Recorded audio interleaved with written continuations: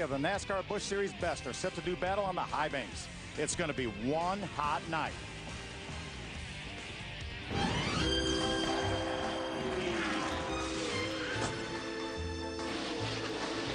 I sit here alone in the moonlight,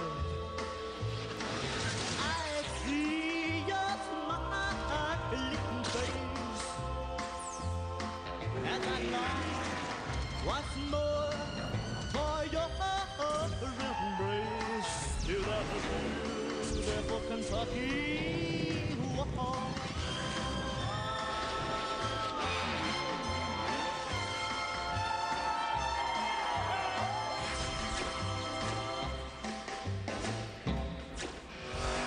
Welcome to the NASCAR Busch Series pre-race show on FX. We have the 6th straight sellout here at Kentucky Speedway. It's been a hot day here in northern Kentucky. We're about a half hour south of Cincinnati, and these hills have come alive with horsepower of a different nature. We have a lot of stories to catch you up on before we go green, and here to start is my colleague, Mark Garrow. Well, Phil, 8 guys are going to be helicoptering in jetting between Michigan and this racetrack here in Sparta, Kentucky. Carl Edwards, of course, one of those, along with Clint Boyer and Denny Hamlin. The lone exception, Greg Biffle, in making 2 round trips. Last week at Nashville, they went back and forth just 1 time. This time, they've done it twice. They came in here yesterday for practice, then left, went back to Michigan for happy hour, where they will return, obviously, here this afternoon to qualify and then race their race car. So, in all, it has been about 1,150 miles of jets again and helicopters for these guys getting back and forth between Michigan and Kentucky. Now let's go to my cohort on pit road tonight, Glenn Jarrett. Hey, thanks a lot, Mark. And one of those guys doing double duty is Denny Hamlin. Well, guess what? He doubled up and sat on the pole. Now, he got his first Cup win last week in Pocono. Continued those winning ways, coming right down here to Kentucky, winning the pole. He is one hot commodity. And speaking of hot, boy, has it been hot here today, Phil Parsons. Temperatures approached 125 to 130 degrees on this asphalt down in the pit area here today. Man, having to fight that heat and all the competition out here, it will be one hot night in Kentucky. Thank you very much, Glenn. Stay cool down there. Let's take a look at what you're going to see in our pre-race show tonight. We're going to take a look back at last week's Busch Series race in Nashville. We're going to have our own double-duty guy, Hank Parker Jr. We're going to take a look at what he went through yesterday. And then we're going to meet Danny O'Quinn, the old rookie who had a great run last week at Nashville. And the big question in our TV compound today is who gets to interview our Grand Marshal. We're going to tell you about that and many, many more things when we come back. This is the Busch Series pre-race show on FX. NASCAR Busch Series Racing on FX is brought to you by new and improved Just for Men hair color. Targets only the gray. Ain't nothing like it. And by Aqua Velva. You know what women say. It just feels better with an Aqua Velva man. When something is real, it shows. Like the real thing, baby. Ain't nothing like the real thing. Introducing new Just for Men. Its new True Color formula targets only gray, replaces it with subtle tones for a natural look that is real. Real to the eye, real to the touch, real where it counts. New True Color Just for Men. Drop the bomb on razor irritation. Aqua Velva Ice Bomb, an alcohol-free vitamin-infused lotion for razor-irritated skin. Mega soothing. Aqua Velva Ice Bomb Aftershave. Welcome back to the NASCAR Busch Series pre-race show here on FX at Kentucky Speedway. The crowd continues to grow. We expect over 70,000 fans here tonight. Hello, everyone. I'm Phil Parsons, alongside a couple former Busch Series winners, Hermie Sadler and Hank Parker Jr. Hermie, this is one of the racetracks that the Busch Series really looks forward to coming to. This is a big race, big purse, over $1.4 million. You got a big crowd on hand. It's sell out again for 6 years in a row. But this is, it may be big and wide, but it's not necessarily the easiest place to drive. There's a couple tricky spots on this racetrack. Well, it is, Phil. This is a great big wide racetrack. We'll see 3, sometimes 4 wide racing a lot of parts of these racetrack, except turn 3. Turn 3, because of the late transition into the bank and going in turn 3, is a place where the cars can get really light and loose getting into those corners, especially on restarts and at the start of this race when cars are running side by side. So it'll be a lot of exciting action tonight. We want to keep our eyes on turn 3, definitely. Also joining us, Hank Parker Jr. Hank, you were on this racetrack yesterday. You actually practiced Carl Edwards' car in the first practice. Tell us about the track conditions. Well, I think I figured out the tricky spot. This track is a lot different than it was last year. They ground the racetrack. We have new tires. The combination is a lot different. We unloaded not exactly where we wanted to be, not like last week. Carl was here for the second practice. He got to practice the car. They worked on it a lot during the second practice. Looks like they may have gotten it figured out qualifying second. Hank, thank you very much. And you know, Hank is doing his own double duty this week. We talked about it a little bit earlier. He practiced the 60 car for Carl Edwards, and we followed him while he was doing that. So let's take a look at what Hank's day was like yesterday. I could use this opportunity to go out there and try my best to bust off a lap, try to get a job, just turn somebody's head, do whatever. You know what I'm saying? Right. I'm not worried about that. What I'm trying to do is go out there and go to the edge without flirting with it too much. He calls you the driver. Yeah. Backup replacement. You think they moved the steering wheel up like they did last week? Or do they leave it about the same? He's going to move it up. Okay. It's really not that big of a deal. Oh, do I need to do like with rental cars, make sure we mark I didn't do that? Yeah. Mark all things off that you put that on the list. You know what we did? We took all the lead out of the car. They took all the lead out, and we had like, you know like a 1,500-pound right here spring. We were like, and no nose weight. It's always a mystery to find earplugs. I'd lose my head if it wasn't attached to me. Special people get sloppy joes today. Everybody else? You get hot dog with no dog sandwiches. Then we'll go back to the Kentucky setup that he won with last year. Okay. Run that, see where we're at there, and then we should be done with practice. The good thing is I don't remember what the Kentucky setup was, so I can give you an honest comparison. Yeah, that's perfect, because that's what we want. Darting around on the right front pretty good.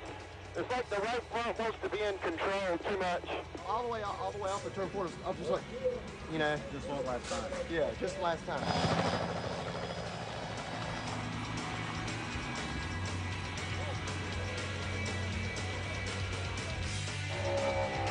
That's the original front spring. Yeah. He's going to go in there, he's going to turn that other spring in it. I think that's going to fix all those problems.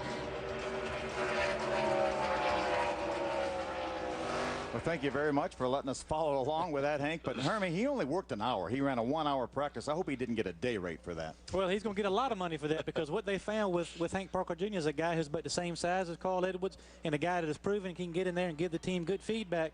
Pretty good track record so far, and I think he'll have a good result tonight. Do you think Hank was maybe relieved when he saw that helicopter flying with Carl Edwards in it? I'm sure he was. It's a tough spot for these replacement drivers, but Hank's done a great job. He sure has. He practiced the car last week at Nashville for Carl Edwards and ended up winning in the race in victory lane. Carl gave a lot of credit to Hank. Let's go down and talk to Carl Edwards. He's with our Mark Garrow.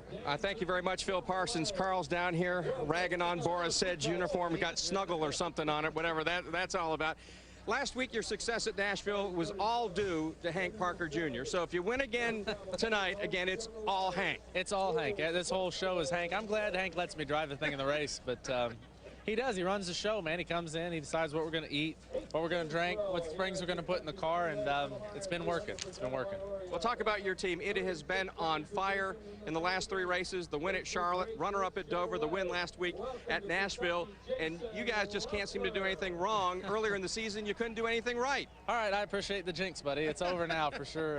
No, we've been having a great time. The Hinkle Fusion was it's pretty fast tonight, too, and, you know, PK's getting his legs under him, and I'm getting a little better at not wrecking and qualifying, things like that, and we've got Hank on board. So, I mean, how could you go wrong, you know? The last 3 races, 112 points you've been able to take out of Kevin Harvick's lead, despite the fact he's been averaging an 8th place finish, but you guys have been better than that. How do you feel about the championship now? At one point, you're over 400 points back. Now it's minus 272. Personally, I feel really good about the championship. That's what we set out to do this season. We've got a great team. We've got a great group of guys. The guys that build the cars and build the engines, they're all in this thing for the championship. And it's just Kevin Harvick's that good. You know, you've got to run that well to beat him, and there's going to be weeks where he beats us. We just can't have too many of those, and we'll be all right. Well, good luck tonight. Thank you very much. Carl Edwards going after that 2nd straight win here at Kentucky. Phil Parsons.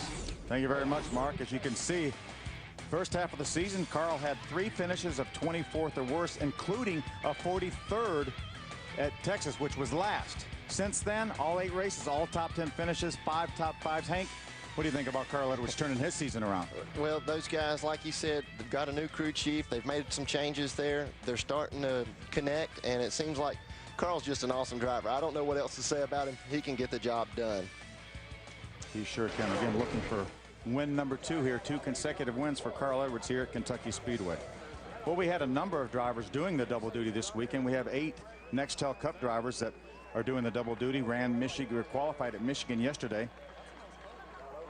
There's Denny Hamlin right there. He was one of them. He's our most recent winner in the Nextel Cup Series at Pocono last week. He's on the pole here for our race tonight. There you see the 8 drivers that are doing the double duty. All but Greg Biffle came and practiced their cars last night in the 7 o'clock practice. This is what happened to these guys last week on the first end of the double duty. There's Justin Labonte in Kyle Busch's backup car, or primary car. Yeah, Kyle Busch never recovered from that last week. Got into a bag-up car with no practice, started in the back, and never overcame that track position all night long. There's J.J. Yaley. He had a good run going. As you can see right here, he had a part of a hose clamp stuck in a tire. He has a really fast car, race car for tonight as well, so we'll have to see what he does tonight.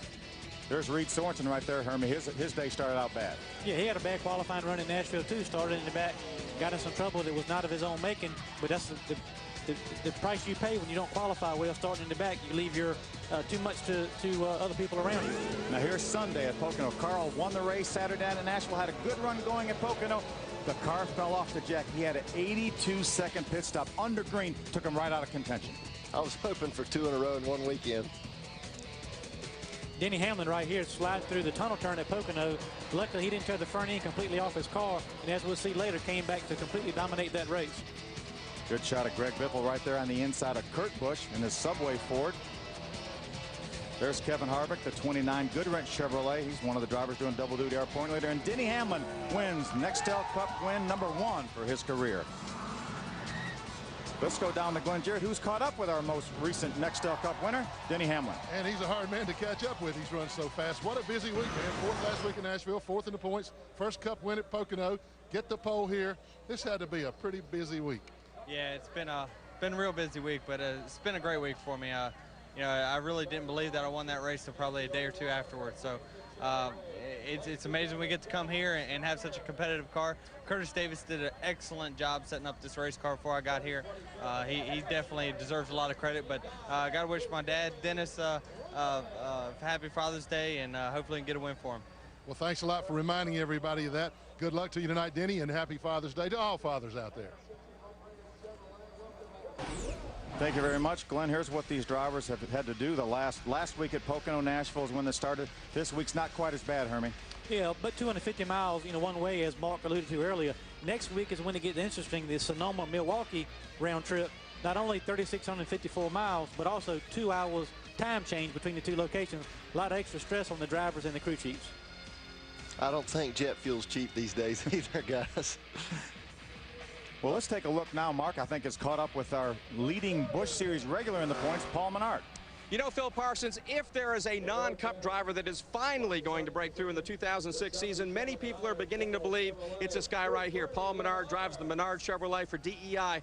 What about it? How about tonight? You had a pretty good qualifying run. Can you win this thing? Yeah, man. We unloaded and the car was just awesome right off the trailer. Just fine-tuned it a little bit with some shocks, and we're really happy last night. Obviously, it was a lot colder last night when we were practicing than it was when we qualified today, and didn't really get the lap that we'd hoped. Wound up 8th, which, I mean, it's still top 10, so we got a good pit selection. Just really look forward to the race tonight. It's going to be fun. It's a great racetrack. It's so wide you can run a couple grooves, and look for good things out of Menard's Mo and Chevy. Phil, he's coming off a 5th place run at Nashville. Thank you, Mark. You know, we've been talking a lot about NASCAR Cup regulars and the travel logistics. When we come back, we'll visit with one of the top Busch Series rookie contenders, fresh off his first top 10 finish last week. We'll meet Danny O'Quinn. This is the Busch Series pre-race show on FX. Welcome back to the NASCAR Busch Series pre-race show here on FX. The countdown to the green flag continues. We've had a full day of activity here with qualifying taking place earlier this afternoon. For NASCAR rookie Danny O'Quinn, there will be a start from the 3rd row in his Stonebridge Life Insurance Ford Fusion. Last week at Nashville, he had a breakthrough 10th place finish, the highest of his career. He's not your typical looking race car driver, though. Let's meet Danny O'Quinn. Hi, I'm Danny O'Quinn Jr., driver of the number 50 Stonebridge Life Insurance Ford Fusion for Roush Racing. Well, I'm actually a pretty good sized guy. I'm 6'5", I wear a 15 shoe, weigh about 245 pounds.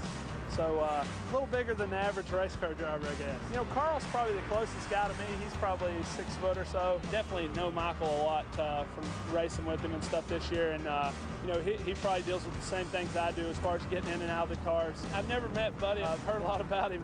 He's probably the next closest thing to me in size. So, you know, obviously that worked out pretty well for him also. So if I can have a career like that, it'll be good. Everything's custom made for each driver, no matter who you are. You got everything kind of tailored to you, so that makes it really nice. You know, the seats and stuff have to be quite a bit different for me, and most of my teammates over here at Roush are real little guys, and you know, the cars are built more for them.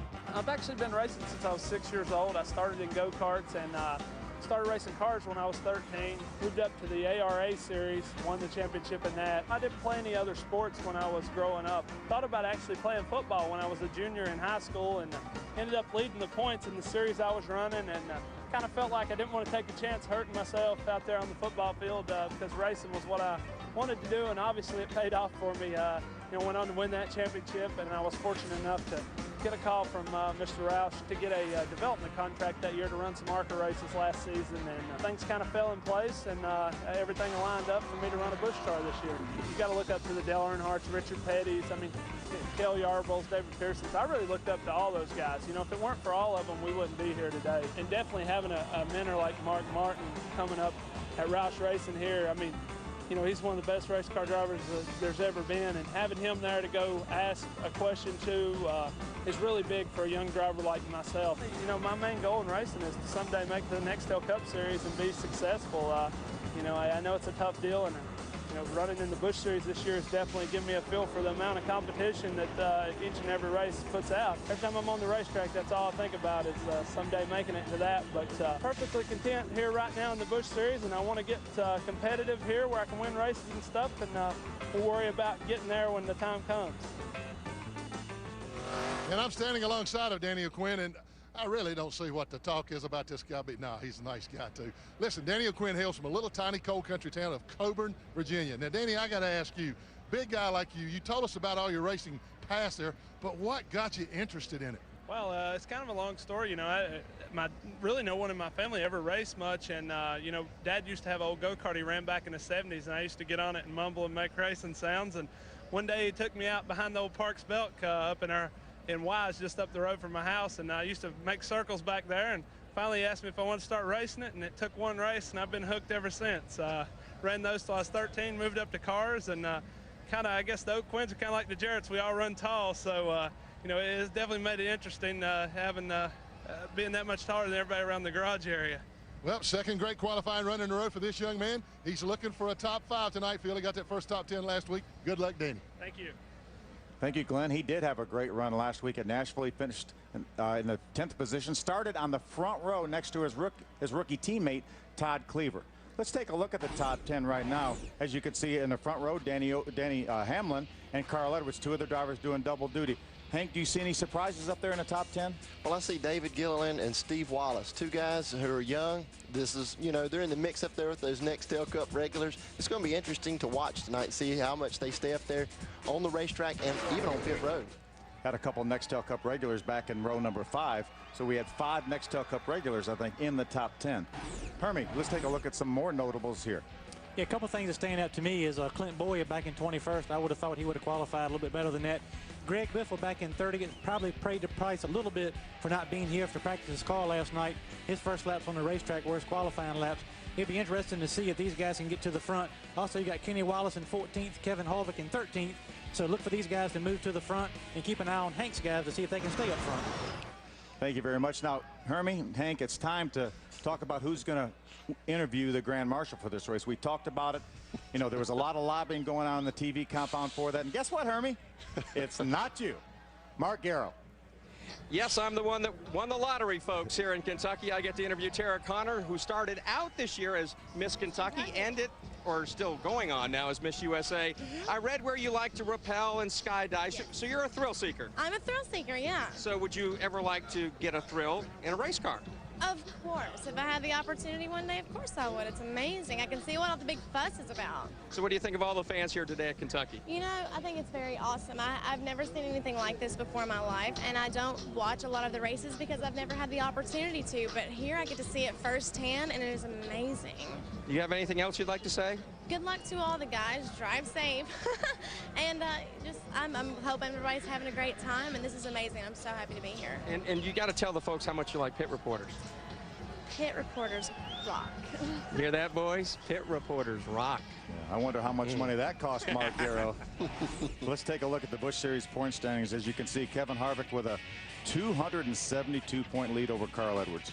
Kevin started off the year like gangbusters. Now, he hasn't finished out of the top 13 in the last 15 races, so he's been Mr. Consistent, but Carl Edwards and Clint Boyer both have been slowly closing in.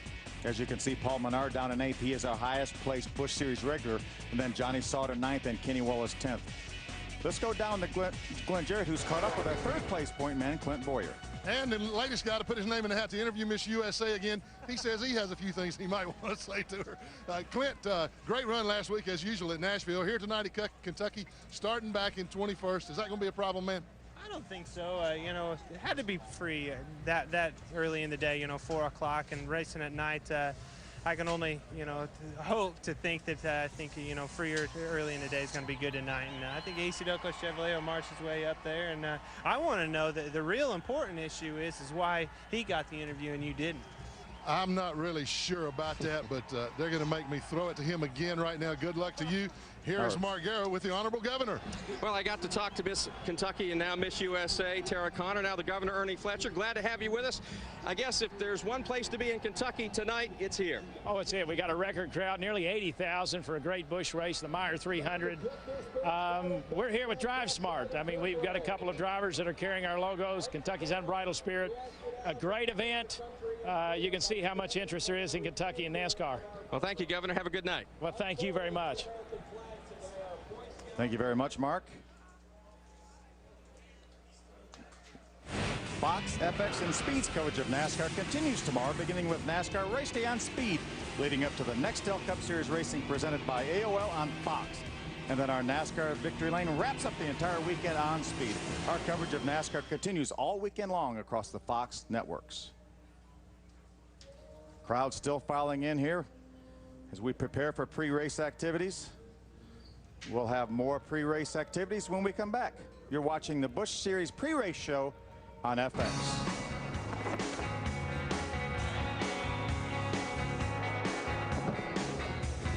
Come on, baby, take a ride.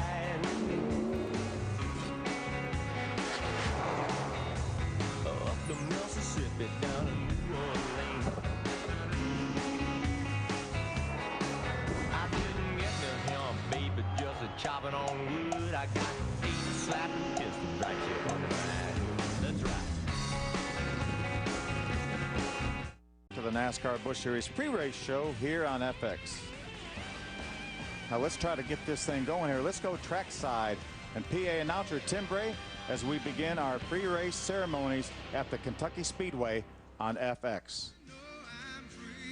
Please welcome Pastor Mark Wingler, track minister, who will lead the invocation. Pray with me, please. Dear Lord, we come to you with grateful hearts. We thank you for your gifts of grace and mercy. We thank you for this facility and those who care for, and this sport we love. We thank you for the freedom of our country. On the eve of Father's Day, we are mindful of the sons, daughters, and dads serving in the armed forces and in harm's way to protect our freedoms.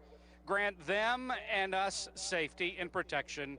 In Jesus' name we pray. Amen. Thank you, Pastor. You just heard them give a great performance at the Turn 1 concert stage, and now here to sing our national anthem, and joined also by Miss USA.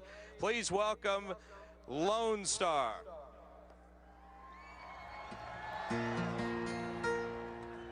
Oh, say, can you see by the dawn's early light what so proudly we hailed at the twilight's last gleaming, whose stripes and bright stars through the perilous night.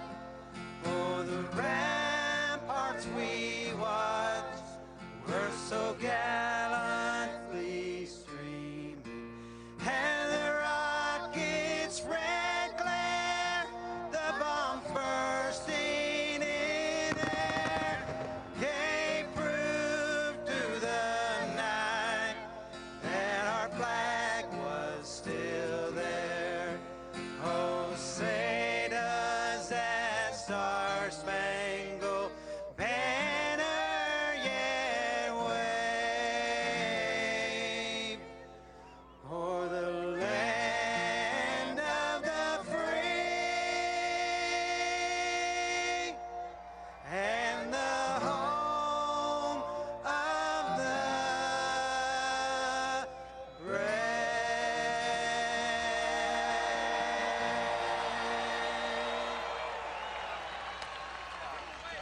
Terrific crowd on hand. There's the flyover right there. That's the 229th Aviation Regiment, 8th Battalion from Fort Knox, Tennessee. Mark, we're just moments away from the engines firing. What's going down on pit road? Well, what's going down, Phil, is a lot of water. These guys are really hydrating themselves for this race tonight. It is going to cool down, obviously, as the sun goes down and the lights come on here at the Kentucky Speedway, but it's been very hot and sticky all day long, so these drivers have been drinking a lot. They've been spending as much time as they can as well in their haulers where it's air-conditioned, trying to, of course, be prepared to take on this racetrack full bore from lap 1 to the checkered flag tonight. Let's go to Glenn Jarrett. Hey, thanks, Mark. It's getting close to race time now, and the only thing that these guys have got to think about right now are changes. Qualifying took place in the searing heat of the afternoon, 90 degrees, 130 degrees down here on the pavement. Now dusk is here. It's cooled off. We got to see. Everybody's talking about how how loose their cars were in qualifying in preparation for tonight's race. Track gets cooler, it gets tighter. We're going to see who guessed right and who has to make more changes, Phil. Glenn, you're exactly right. The cars actually got done practicing yesterday right about now, so they will start this race in some conditions that they haven't felt. We'll take another quick break as the drivers are strapping in, and we'll be back for the command right after these messages. You're watching Busch Series pre-race show on FX.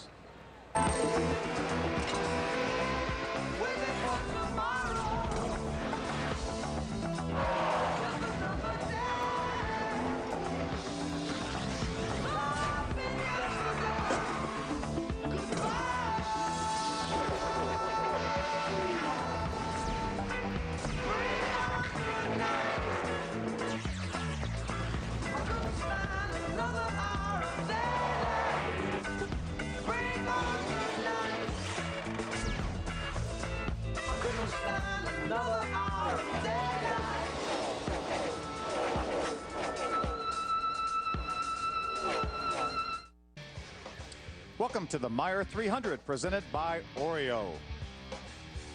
Busch Series racing from Kentucky Speedway on FX. What a terrific crowd on hand, sold out for the 6th consecutive year. Carl Edwards was able to put his car in victory lane last year. Let's take a look at some of the former winners. There you see Kevin Harvick in 2001. He was the winner of our Nargo race. We got to see Bobby Hamilton Jr. win here a couple of years ago in the Marines car, and Carl Edwards last year when I was with him got to dominate. Thank you very much. Todd Bodine won in 2002. Kevin Harvick, Kyle Busch, and Carl Edwards all won in their very first attempt at Kentucky Speedway. We're going to try to get this thing started here momentarily. We're going to go down and talk to Miss USA, our Grand Marshal, again for the command. And now the most famous words in racing. You have been waiting for them. Kentucky's own Miss USA, Tara Connor, take it away. Gentlemen, start your engines.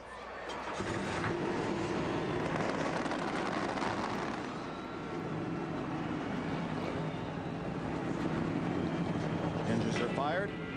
Caught a glimpse of Carl Edwards there. There's Clint Boyer, the AC Delco Chevrolet. There's our Kenny Wallace, our buddy Kenny Wallace in the AutoZone Ford. Always for a good time. There's Denny Hamlin, our pole sitter right there.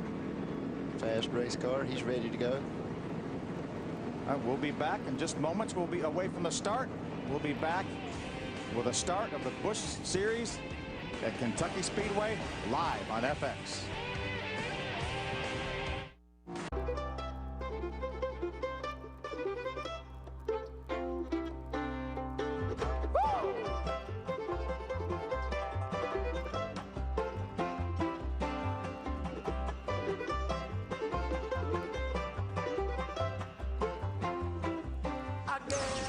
Welcome back to Kentucky Speedway for NASCAR Busch Series Racing on FX.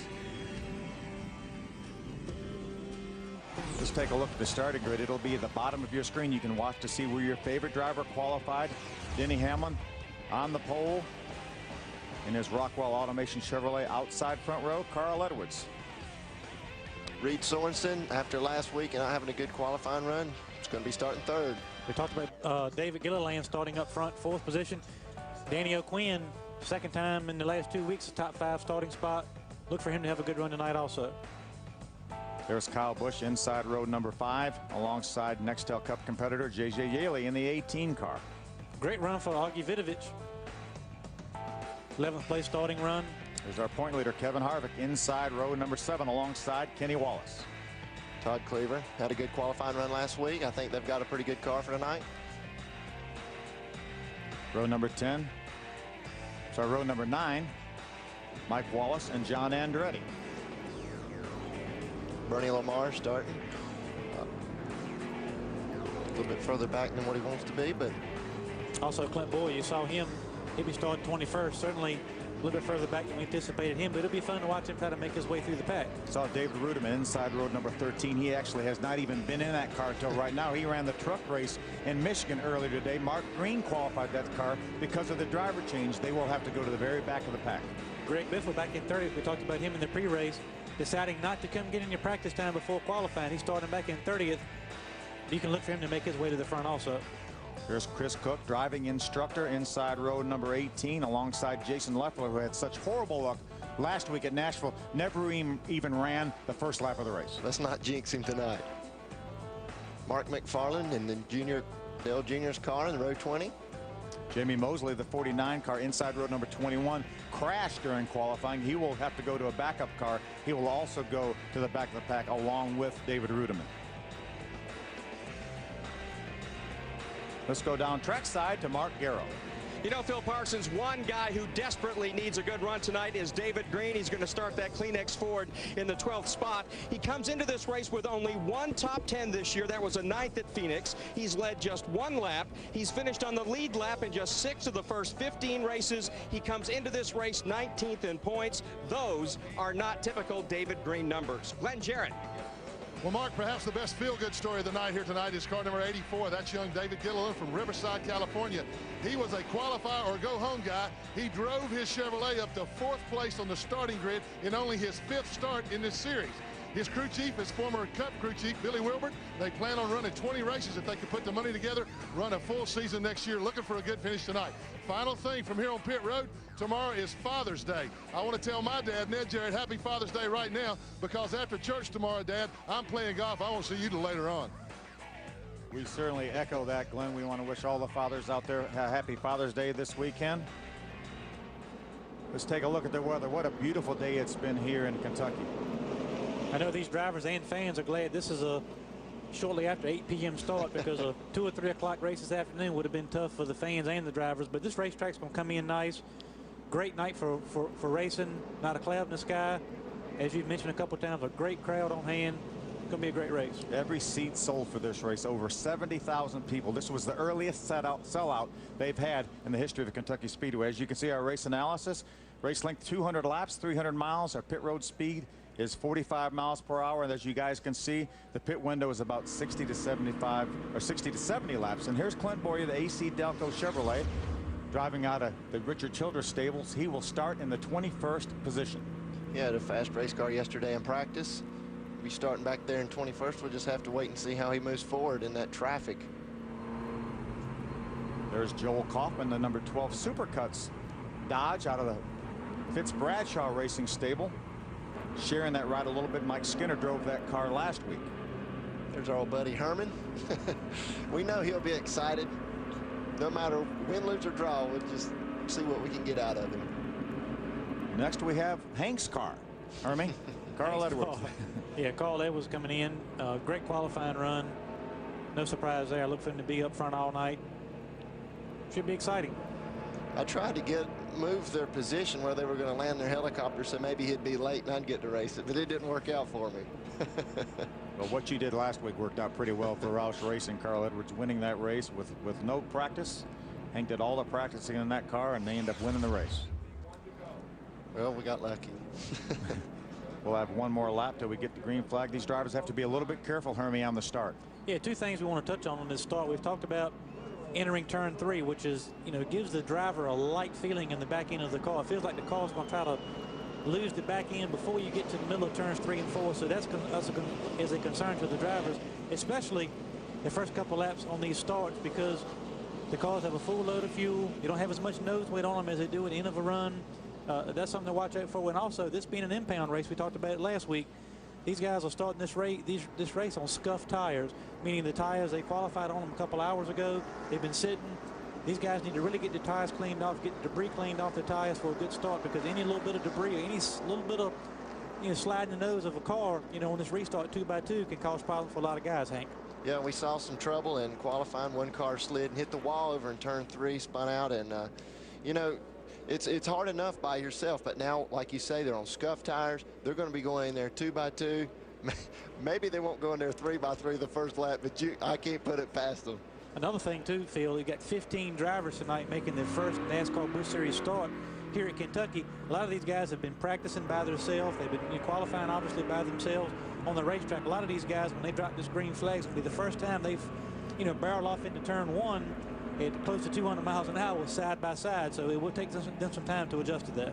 We watched all the practice, and I didn't see that many cars running together. Typically at a Nextel Cup race, you see all the drivers go out there and try to run together to know what their cars are going to do in traffic. I didn't see that much with these Busch cars. Well, they were very spread out all through practice, and the track's going to get better. Right now, it's cooling off. It's got the most rubber it's had on it, and it should be an exciting race. I look for the groove to move out in 3 and 4. Looks like they may have some debris on the back stretch. They're going to keep them going here for one more lap, get that cleaned up, get it good and safe for these guys go. Gwen, what's going on with Denny Hamlin? Well, Phil, his crew chief, Dave Rogers, is conditioning him for tomorrow as well as tonight's race. He just came on the radio and told him, Denny, please be sure to drink plenty of water tonight because it's hot here, but also to replenish that fluid on through the race in preparation for tomorrow's race at Michigan. So they're thinking ahead. Get him ready for tonight. Hopefully he already is, but keep him that way for tomorrow's Cup race up in Michigan. Boy, Glenn, it sure worked last week for that bunch. They had a good top 5 run at Nashville and then came back and won the next day in Pocono, Pennsylvania. He gets out there up front and gets some clear sailing. I believe he'll be feeling hydrated as he could possibly be. Yeah, I would say doing these double duties and flying back and forth will be a lot more, difficult for these drivers if they were struggling. But a lot of these guys like Denny Hamlin, like Carl Edwards, as you see on the screen here, both of these guys are competitive and are threats to win every time they get in their race car, whether it's in the NASCAR Busch Series or the Nextel Cup Series. These guys know they have a chance to win, and it makes you look, forward to get to these racetracks. I was talking to Carl before the race at Nashville last week, and I asked him, I said, hey, is this traveling back and forth these next 3 weeks really going to take a toll on you? He said, I don't think so. Number one, it's going to be fun. I mean, all I did was jump in an airplane and sit for an hour and a half. I mean, I would have sat in my motor coach or the lounge or the trailer for an hour and a half. He said, I think it's going to be a blast. A lot of these guys use that time as kind of like therapeutic time. They get in there and they sit down. They can take a nap, take a rest. They're not practicing at that particular time. Phone's not ringing. They're just, looking forward to the next thing in front of them. But like I said, most of these guys have got good, solid teams on both ends, and that makes it a lot easier. I asked Carl if he got to take a nap on the way down here on his plane right here. He said, no, he flew the plane. But leave it to Carl to be that guy. Get ready for the start. Pace car is going to pull off. Denny Hamlin, Carl Edwards will bring their front row down for the start of the Busch Series action at Kentucky Speedway. Over 70,000 people on their feet. Green flag. Denny Hamlin gets a good. Carl Edwards has problems. He's in the middle. Everybody's splitting him outside and inside. Doesn't look like he got it in gear, or he may have engine problems, guys. He's not going at all. What a horrible break. That doesn't even look like he's stuck in second gear, does it, Hank? No, I think that may be an engine problem. He's still not going. He's still at a very low speed. If he did lose the transmission, he's lost it all. I mean, he's not in any gear going, it doesn't look like. Denny Hamlin will lead lap number 1. That's the 9th race of the season. Trouble already. That's Kevin Harvick, the 21 car. Had some trouble coming off turn number 4. That's Chris Cook taking evasive action through the infield. There's Kevin Harvick, the Coast Guard Chevrolet. We said this was going to be one hot night, but I didn't expect this here on the first lap. Could be a terrific break for the 60 car of Carl Edwards if they can get that car back to pit road, make some repairs, and get back out on the racetrack. If it's an engine problem in its terminal, he will finish in 43rd position. We talked about it on the race start, the lead that Kevin Harvick has over these other guys in the point series. Now Kevin Harvick has trouble on lap 1, and Carl Edwards has, looks like, severe problems to the 60 car. He's going straight to the garage field. Straight to the garage area as our leader Denny Hamlin brings the field back to the start finish line. Let's see if we can take a look back at what happened to Kevin Harvick. We see a little damage to the left front corner. You see him up on the high part of the racetrack. There may have been some contact prior to this. He got up in the loose stuff and around his car went. Some guys did some really good maneuvers to get by him while he was spinning down through the racetrack. This is Joel Kaufman's onboard. You're going to see Kevin spin across the racetrack right there. He's really lucky that he didn't get collected by some of these other cars. We're going to sort it all out here, and we'll see a little bit of the damage on the left front corner of the Coast Guard Chevrolet.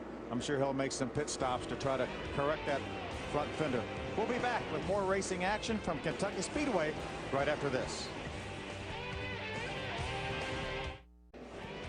Welcome back for NASCAR Busch Series Racing on FX from Kentucky Speedway.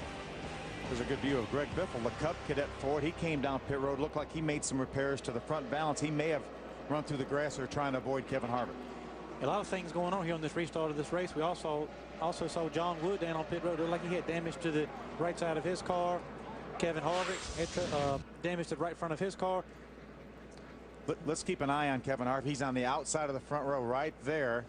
See if we can keep an eye. Looks like he took off okay, but then right when he got to the start finish line, the car just didn't go anymore. Let's take a look at it from his onboard camera. Maybe we can hear something here. Yeah, that does not sound good. Yeah, he's definitely broke something in the drivetrain of that car. Transmission yoke, something like that. Mark's caught up with Carl Edwards down in the garage area. Mark? You know, Phil, I thought that if I talked to Carl Edwards again tonight, it would be in victory lane. No, I did not jinx you, man. What happened on the restart transmission? Yeah, I started in second, just thinking I'd go easy on my tires and everything, and shifted to third, and made an awful lot of racket. Jeff McElwain and all the guys that build these transmissions do a great job. I've never broken one like that, so must have been a part failure or something, but there's no gears in it right now. It won't go. Had to be pretty spooky just staying in the middle and hope everybody broke right and left around you without wrecking you. Yeah, that's pretty interesting. The guys did a great job. We got a great crowd of guys to race with, and everybody did a great job not running us over. I appreciate that. All right, that's Carl Edwards, obviously disappointed. Let's go to Glenn Jarrett. And not so much disappointment as surprise down here, Mark Garrow. I asked Shane Wilson, the crew chief on Kevin Harvick's car. They have been in twice, made tire changes, came back in. The left front valence was been in. Shane Wilson said that he just simply got down on the apron, clipped the apron, and lost the race car. But no harm done. Well, we'll be back for the restart right after a few messages here. You're watching Busch Series Racing on FX.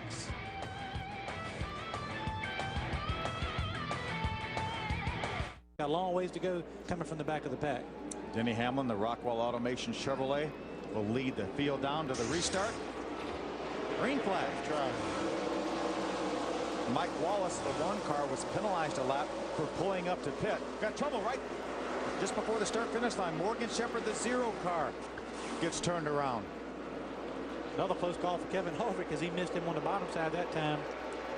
Morgan Shepherd, these restarts are really giving these guys a difficult time. They can't even make it to a trouble spot in turn 3. Well, that's where Kevin Harvick, lost it. But a lot going on in the first part of this race. We need to settle this thing in and try to get some green lap racing in. Going to be a big break for Mike Wallace. We mentioned just a minute ago that he was penalized a lap. Here's going to be the very tail end of the spin. There looked like there was some contact possibly by the 88 car of Mark McFarland, but Mike Wallace, who was penalized a lap by NASCAR for pulling up to pit, more than likely will be the recipient of the lucky dog. We're not sure. We're trying to get confirmation from NASCAR now as to whether he will get the lucky dog or not. We'll let you know when we find that out. Yeah, it looks like that 0 car had a little mark there on the right rear corner. Maybe there was some contact there to cause him to spin. I don't know if he missed a shift or, you know, anytime you're on these restarts and you guys got guys nose to tail and there's no telling what's going to happen.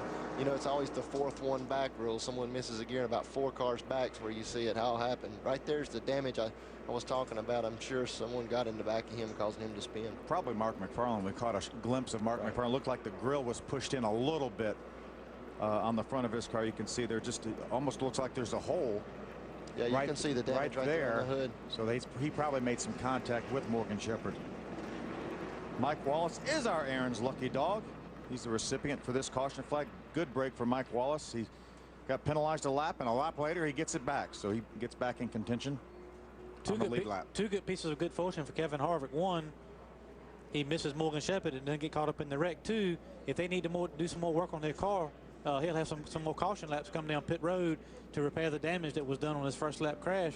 A lot of damage on the nose and the right front fender of J.J. Yaley. Glenn, what's going on with J.J.?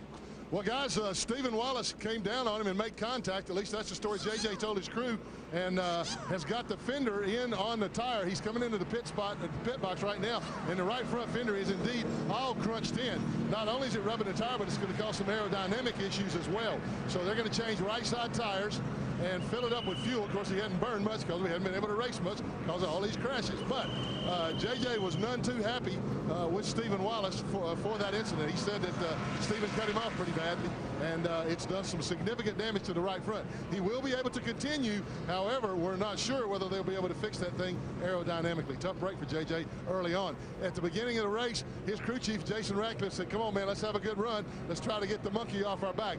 Evidently, the monkey didn't want to leave. Glenn, you're exactly right. You know, we talked, there's Stephen Wallace right there. He's the car that J.J. Yaley said made some contact with him.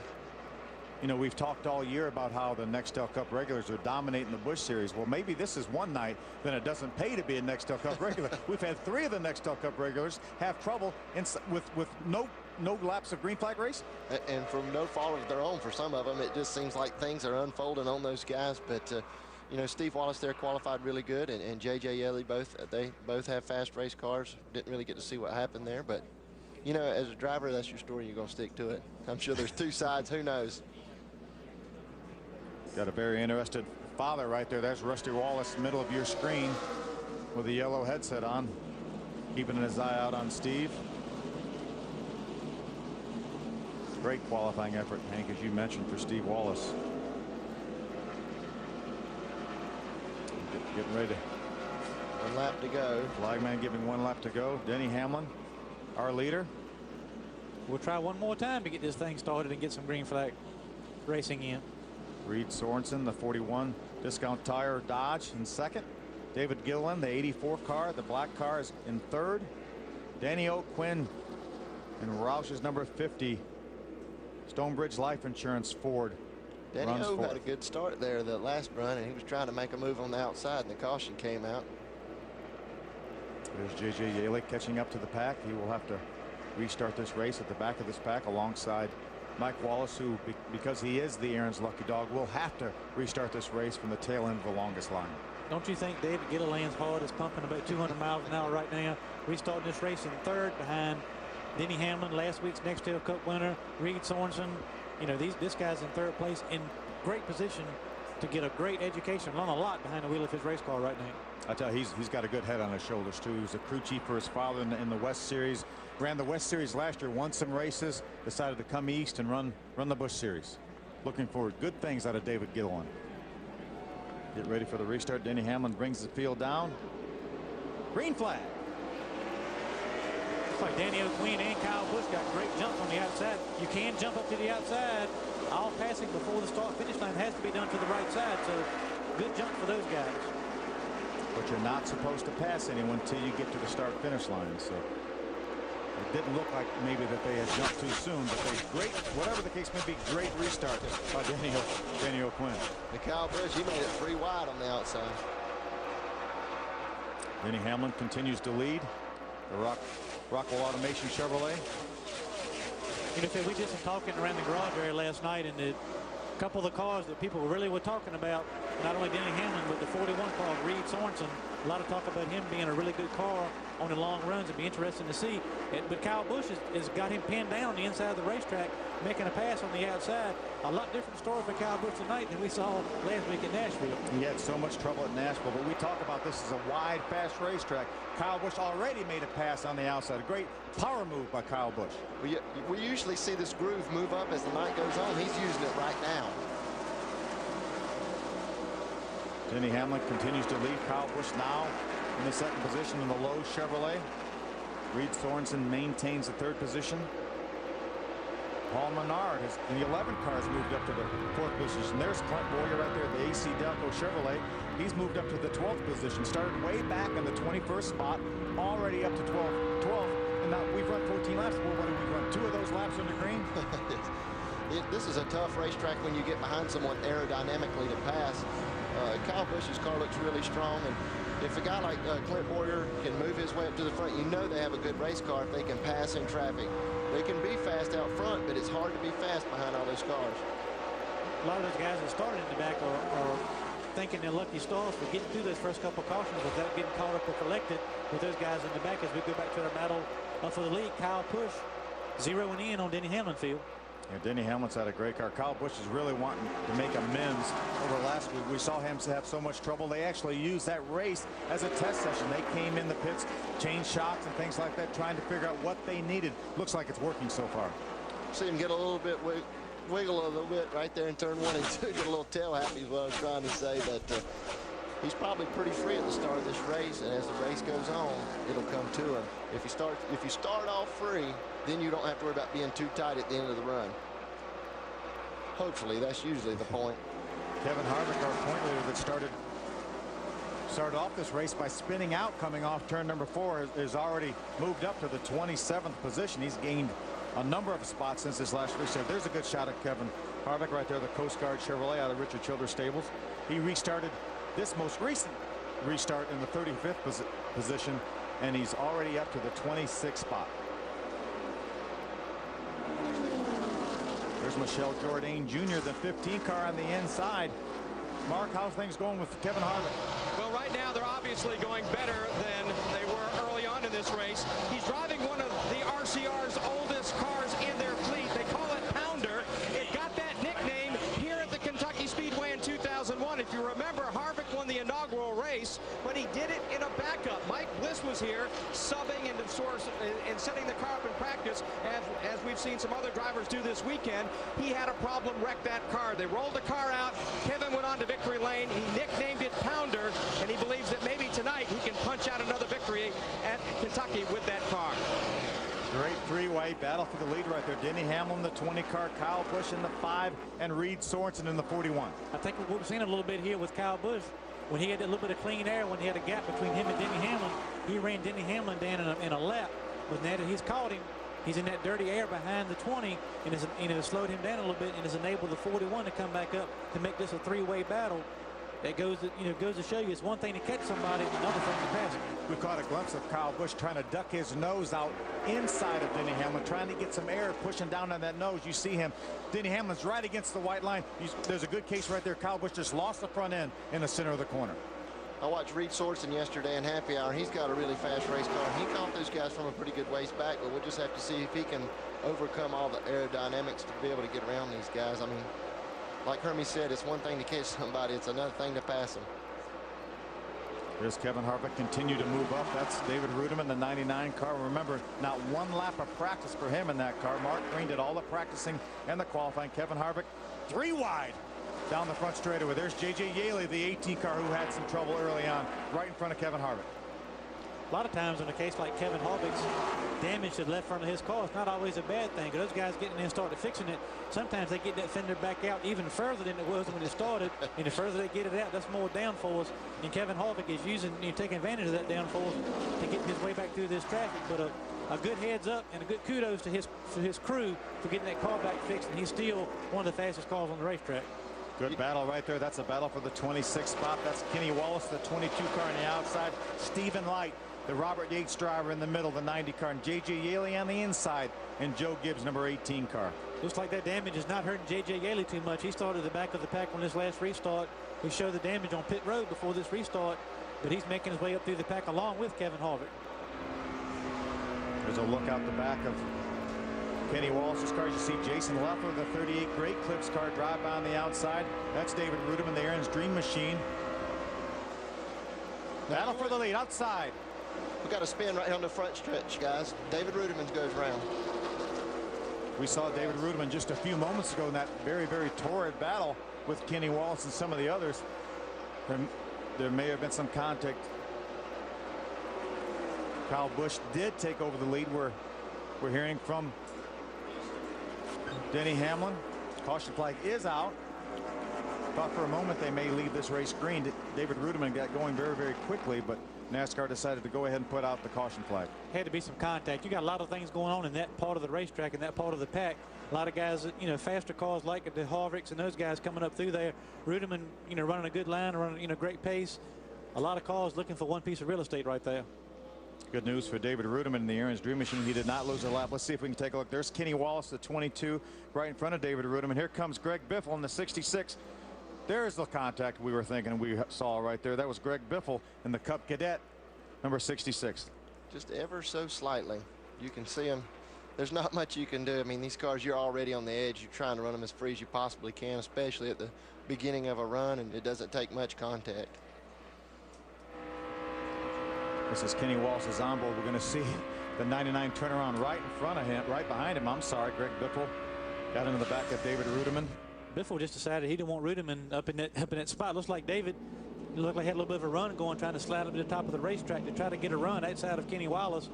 And Greg Biffle was right there, but Greg could have cut him a little bit of a break right there, but just decided that he thought it was going to, you know, take too much of his momentum away and didn't want to get out of the gas. David Ruderman caught up with the field. He will make his way down pit road, I'm sure, to, if not to change tires, certainly to look at his tires. There's Greg Biffle. The contact was so slight, I don't think there's any damage to the front end of that car. What do you think we'll see on pit stops? Do you think anybody will pit? Here we are, be 25 laps into the race. What do you think, Phil? Be 25 laps. That's 37.5 miles. I'm not sure. I think probably more than likely the cars at the back of the pack are going to come in for adjustments, and whether they put tires on or not, they may want to save their tires. All these teams get 6 tires for the weekend. You can use them however you want. Most of the teams will use probably 2 sets of tires in practice, and they will put enough laps on them that they would not want to use them in the race. So you will have 4 sets of tires for the race, 1 to start on and 3 to put on during the race. So some of these drivers, I think if they need some serious adjustments, they may go ahead and make the adjustments with air pressure, change tires, and I'm not sure that we're going to see the cars up front stop. You know, Hermie was talking about when you get in an incident and you come on the pit road and they beat the fenders out, and sometimes they get a little bit more, which makes the car a little bit better. Do you think any of these guys will come in and try putting a template on there, just making sure they're exactly right? Kyle Busch, the 5 car, stays on pit road. Several other cars coming down pit road. There's Carl Edwards coming back to the racetrack. A number of laps down, but there's our Denny Hamlin, our early leader on pit road. This is our Craftsman pit stop. Reed Sorensen missed his pit box getting on pit road. He completely missed his pit sign trying to get in his pits. Mark, can you add more on Reed Sorensen? Well, right now, guys, he came into his pit. He spun it sideways. They started to make adjustments. The NASCAR official said, no way. If you keep doing that, we're going to have to penalize you. So he has now put the car about 3/4 of the way in the box.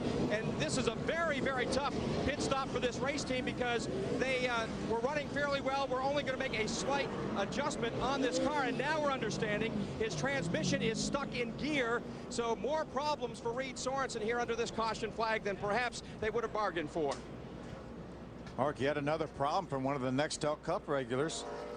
It's amazing how the complexion of this race has changed from the time they dropped the green flag. Let's take a look back at the spin by Reed Sorensen. Looks like he just locked the brakes up. Well, he just almost overshot his pit. I mean, it wasn't an issue with somebody getting into him or him spinning necessarily. He just came by.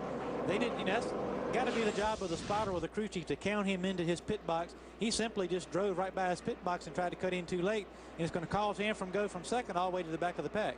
Mark, can you add more on this? You know, guys, sometimes you create your own problems with something that you change that's very simple. They changed the pit sign for this race team. It hangs out over pit wall. It just says discount tire. And apparently, Reed Sorensen just missed it. I mean, he was coming in, he was looking for his pits, but it wasn't not the normal pit sign. He was about to blow on by side late, of course, stomped on the brakes. That cut him sideways and began the spin here on pit road. Now we're understanding that he was able to get the car out of second gear, and so they think that perhaps they have solved that issue. Although here is Reed Sorensen again coming into the pit area. Things that went so right early on have gone so wrong now for him. So they brought him in. They're going to top him off with Sunoco fuel and send him back on out. So they've just decided on a top off, perhaps to buy a lap or two later on tonight. There's the 50 car of Danny O'Quinn on pit road. They're looking at the right front fender. I don't know if he made some contact with somebody. That kind of mistake for Reed Sorensen is the kind of mistake you cannot make. That kind of mistake and expect to win, you know, this type of race. The guy's got a fast race car running up front, you know, up in the top 2 or 3, and this is going to be very, very difficult for him to get back through this traffic, you know, and have a chance to win this race. I'm sure he'll get back. He's fast enough to get back in contention, but will he ever be able to recover all the way back up to the front? Guys, there's another one of our top 10 in points having some trouble. That's Kenny Wallace. They did some repairs to the front of that car. Obviously, he made some contact with somebody. They put the 200-mile-an-hour tape on that AutoZone Ford. Doesn't look like he's got a great deal of damage. It looked like he just poked a hole right above the grill into the hood. Just a lot of bumping and grinding. We're seeing a lot of guys with hood damage and nose damage and fender damage. We're getting ready to go green right here, guys. So he's going to have to catch up to the field. Carl Edwards is back on the racetrack. He's this car right here on the inside. He is 24 laps down on this restart, but field, every point, every position will count as he's running for this championship. Green flag. Kyle Busch is our leader. He stayed on the racetrack along with Paul Menard. David Gilliland stayed out on the racetrack. David Green has moved up into the 4th position. 3 wide. Denny Hamlin on the outside. This looks a lot like last week when Denny stayed out and everybody else came in. It's kind of the same scenario we had right here. It'll be interesting to see how this works out for Kyle Busch. That's Joel Kaufman's onboard we were looking at. There's Denny Hamlin, Kevin Harvick, the 21 car. That's Ashton Lewis, the Team Marines Ford right in front of them, the 25. Back to our lead, Kyle Busch. 2, 3 wide here. Harvick's had his hands full all night. He's in the middle of everything.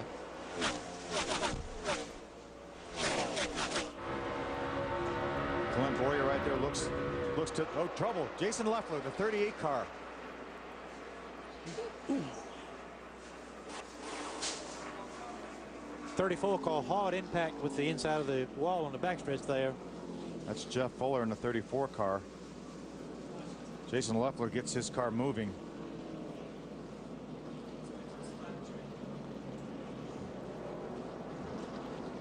Not sure exactly what happened to Jason Leffler. 2 weeks in a row, bad luck for Jason Leffler. Last week he never even took the green flag, and this week early on, trouble. Yeah, we're at lap 29. He's got a lot of damage to his car right there. Didn't see exactly what happened over in the turn 2 area. We've been worried about turn 3. Seems like that's where most of the action goes on in those areas, but it's been everywhere but there tonight. Classic case of the, you know, the phrase we use a lot in racing, cautions breed cautions. We just get back, you know, from a restart. Some guys with new tires, some guy with old tires, and a lot of guys got a lot of different things going on, and they seem to keep bunching themselves up and causing these problems. We'll sort it all out when we come back as they make repairs to the Great Clips Chevrolet of Jason Leffler. We'll be back with more Busch Series racing from Kentucky Speedway. To those who say NASCAR isn't a sport. Welcome back to Kentucky Speedway, NASCAR Busch Series racing on FX. We're under caution right now for an incident on the backstretch. Jason Leffler, the 38 Great Clips Chevrolet, had some trouble, got turned around coming off turn number 2, and Jeff Fuller, in trying to avoid him, made some contact with the inside wall. NASCAR is working right now to get Jeff out of that car. They are going to cut the roof off, and a lot of times that just makes it easier to get the driver out. That was a hard hit. He did a good job to avoid the 38, but that was a big wreck. Yeah, the 38 second week in a row. I mean, having problems. He just got, you know, turned around on the backstretch, and Jeff Fuller comes off and he's got 2 choices. He hit the 38 in the side, and he takes evasive action and ends up making contact with the inside wall, as you see the damage there on the 38 car on pit road. Yeah, Jeff Fuller in the 34 car did not run into the 38 of Jason Leffler. He was trying to avoid him and did avoid him. And he made some contact with the inside wall over in the center of the backstretch. Jason Leffler will continue to come down pit road to make repairs. There's a good shot of Clint Boyer, a 2-car. He's in the 14th position right now. Kyle Busch continues to lead here at Kentucky Speedway. Paul Menard second, David Gilliland in third.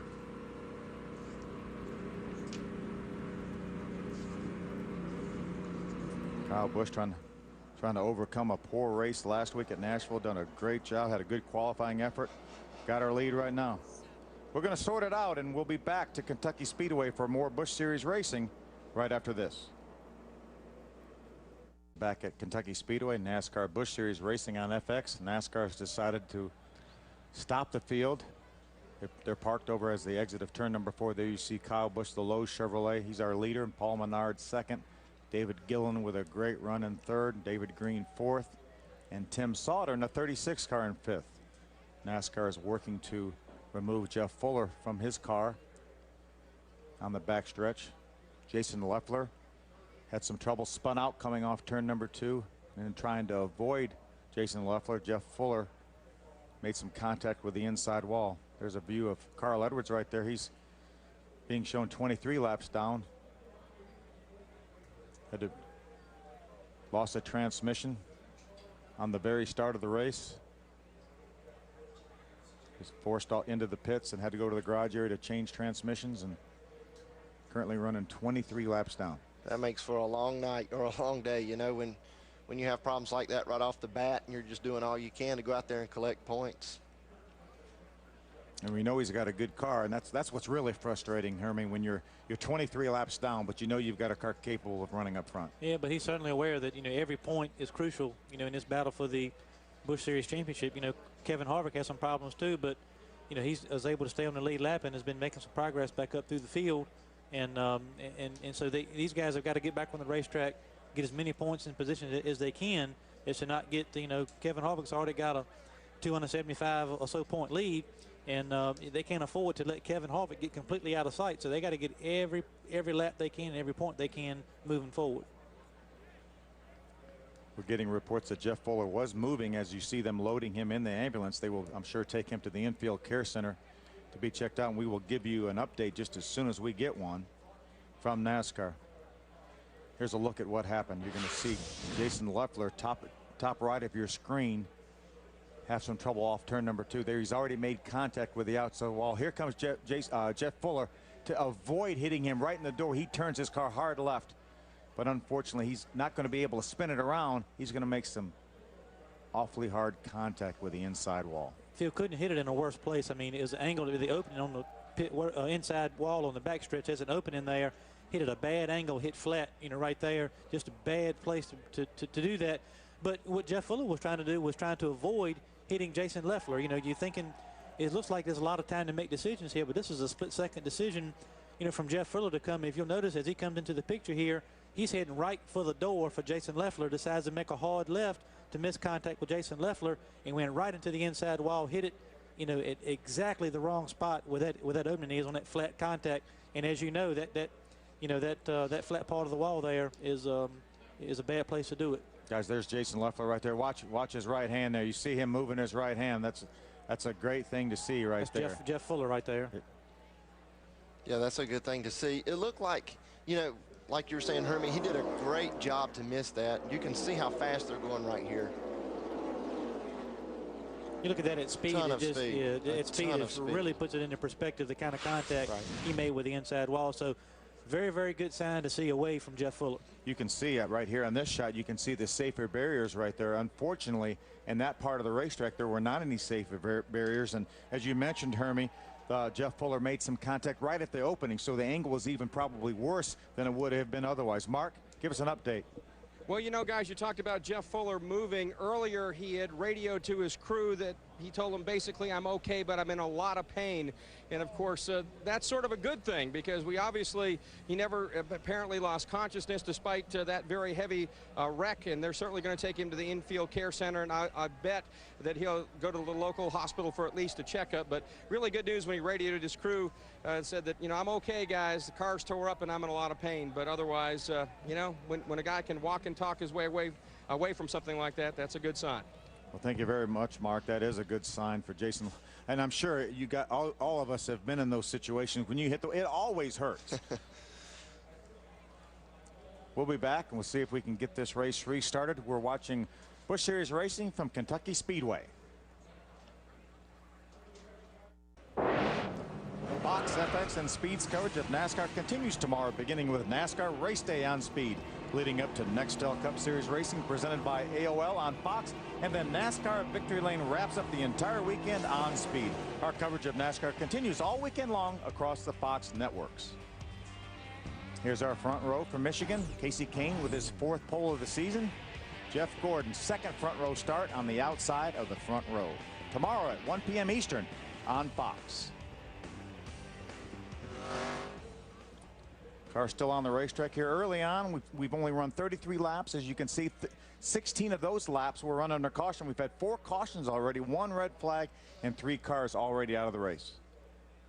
You see why those guys are always parked up like that. They always do that in case the motors won't start back up, so you can stick it in gear, push the clutch in, and roll down, get your car started off. Man, we look at the 34 car right there. That is a ton of damage. That's not even the side he hit on.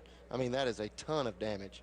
And it makes it look worse that the roof has been cut off, so the roof is not exactly where it would be. But here's another look at the wreck. Look at the top of your screen. You're going to see Jason Leffler gets up on the loose stuff, spins out. Jeff Fuller tries to avoid him and makes awfully hard contact with the inside wall. Let's take another angle right here. Yeah, the 38 car just gets up high, loses control. You'll see Jeff Fuller come into the picture. If he'd have kept straight right into the side of the 38 car, makes a hard left to avoid contact with the 38 car. And as we've all seen and kind of marveled at, unbelievable contact with the inside wall coming off turn 2 in the middle of the backstretch at a bad place, right when the angle is opening on pit of the wall on the back straightaway. And in that opening, there's a flat spot there as the wall curves around. We might want to get a look at that so we can show it, but just pancake contact right to the inside of that wall on the backstretch. You see right there, right here, there's a flat spot right there on the inside of that wall as the opening comes into the backstretch, and he hit flat against the inside of that wall. And as you know, Phil, if you're going to crash these cars, you see a lot of guys, flipping and going down the straightaways and stuff like that, but nothing is worse than impact from when you're going 70, 80, in his case, probably over 100 miles an hour sliding to 0. Those are the ones that hurt. It looks like he was not able to kill much of the speed on that car. Field back underway. We're going to be back for a restart here in just a moment from Kentucky Speedway. Welcome back to the Meijer 300 presented by Oreo. Kyle Busch leads after 35 laps. Paul Menard 2nd, David Gilliland 3rd, David Green 4th, and Tim Sauter rounds out the top 5. Let's take a look back at what's happened so far. Right after our green flag, Carl Edwards doesn't go. Man, he just had a big transmission problem. He said he shifted into 3rd gear. His flat did not go. Same lap, Hermie. Same lap, a lot going on. It could have been, with Carl Edwards' problem, the field was checking up a little bit. Kevin Harvick spins out, damage to the left front of his car. There you see Morgan Shepherd going around, and it doesn't stop there, Phil. There's David Arudem in the 99 car, gets a little bump from the back from Greg Biffle. Around he goes. Reed Sorensen having another transmission problem, they said. He couldn't get it out of gear, spun on pit road. And here's our bad accident that brought out the red flag. That's Jeff Fuller. Makes such hard contact after trying to avoid the spinning car of Jason Leffler. There's Jeff right there. You see him moving his hands around. Good sign. There's our Aaron's lucky dog right there, Carl Edwards. Now he was 24 laps down. Now he's only 23. Just 23 more to go, buddy. Well, the way we've been going, if we have that many more caution flags, Carl might be able to get all his laps back. We did want to add, we got word that they are going to helicopter Jeff Fuller out to the local hospital for further evaluation, but a good sign that he was able to raise his arms up. We're all happy to see that and hope he's going to be okay. Very, very hard. It's hard to, justify the kind of contact he made. So we're glad to see him moving and going to check him out for further evaluation. And as Mark told us, he told his crew that he was okay and in a lot of pain, and that was pretty obvious. get ready for the restart. Kyle Busch will bring the field down. Restart will be on lap number 37. They only have one lap car to deal with, and that is Carl. That's actually Jason Leffler on the inside. That's right. Green flag. Good restart by Kyle Busch. He really likes the feeling out front. After last week, he wants to get out front, clear the lap traffic, and get going. And that clean air will enable him to run the line he wants to run and set the pace he wants to set. We see that so many times when cars get out in clean air.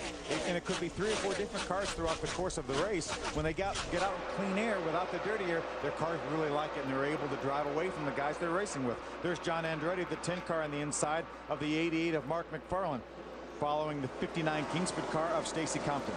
One thing we were able to see about Kyle Busch is he was able to pass. He would use the outside groove. He would do whatever it took.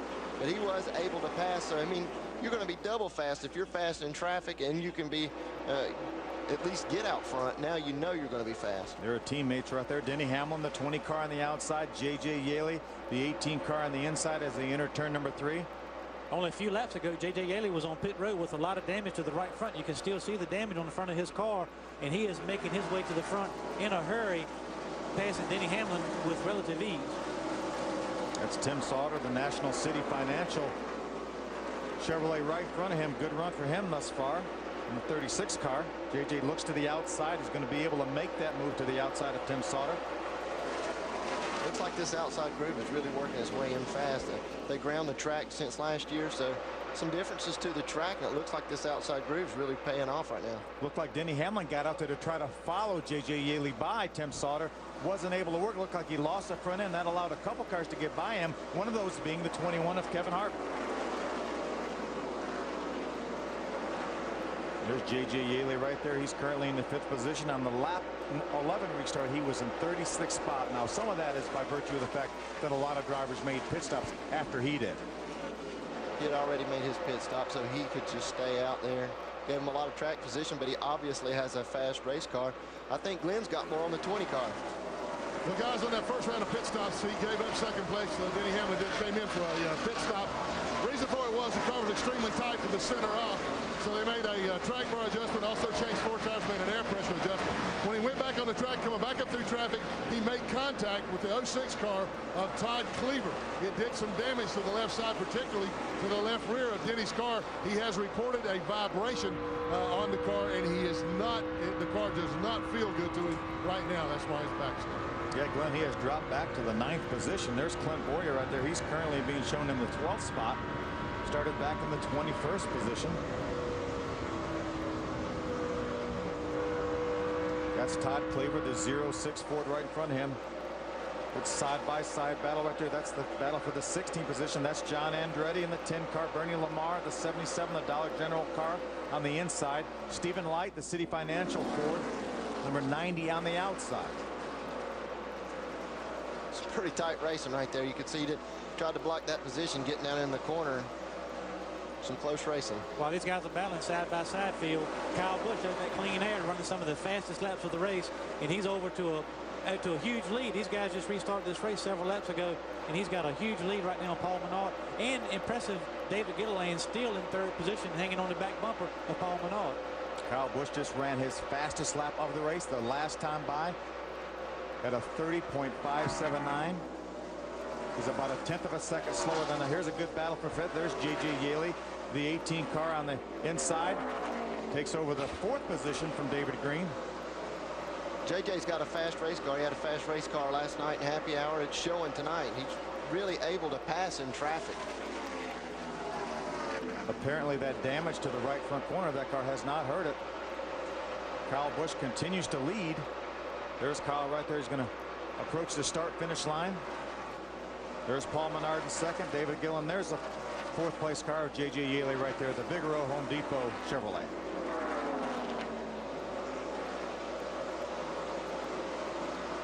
What a terrific run for David Gilliland. He stayed right with 11 of Paul Menard. You know, he had a great qualifying effort. We wondered if maybe he was going to be able to stay up there. He's running 3rd. This is only his 7th career Busch Series start. His best finish is 29th earlier this year at Texas. His lap times are consistently, you know, as fast as the guys up front. There's no fluke. He's up there. He's been up there since the restart. Kyle Busch has gotten away a little bit, but he's every bit as fast right now as Kyle Busch and Paul Menard, who was running right in the tail in the tracks of Paul Menard. He's been very consistent with having the second fastest race time on the racetrack. Another guy who's really fast, but as we've talked about tonight, is J.J. Yeley, who's hunting those guys down. Billy Wilburn is the crew chief on that 88 car. David Gillen, he's got a lot of Nextel Cup experience. David Gillen looks to the inside of the 11 of Paul Menard, trying to take over the second spot. Billy Wilburn has a lot. You mentioned Billy Wilburn, a longtime crew chief for Rusty Wallace in the NASCAR Nextel Cup Series. So you know a lot of good knowledge going into the 84 car. But hey, that guy's got to get in there and drive the car, and he's in there turning the wheel and standing on the gas. Just took over second spot in the 84 car. Says a lot for the smaller, underfunded part-time teams that this guy can pass a guy like Paul Menard out of the DEI stables. You know, it gives the little guys a little bit of hope. This guy's doing a whale of a job right now. He sure is. West Series competitor from last year. There's J.J. Yeley, the 18 car. He's in the 4th position. Going to take a look back at Kevin Harvick. He's made his way all the way up to the 6th position. We saw the trouble he had on lap number 1. He spun coming off turn number 4. Had to make some pit stops. Caution flag on the racetrack. Looks like maybe the 38 again.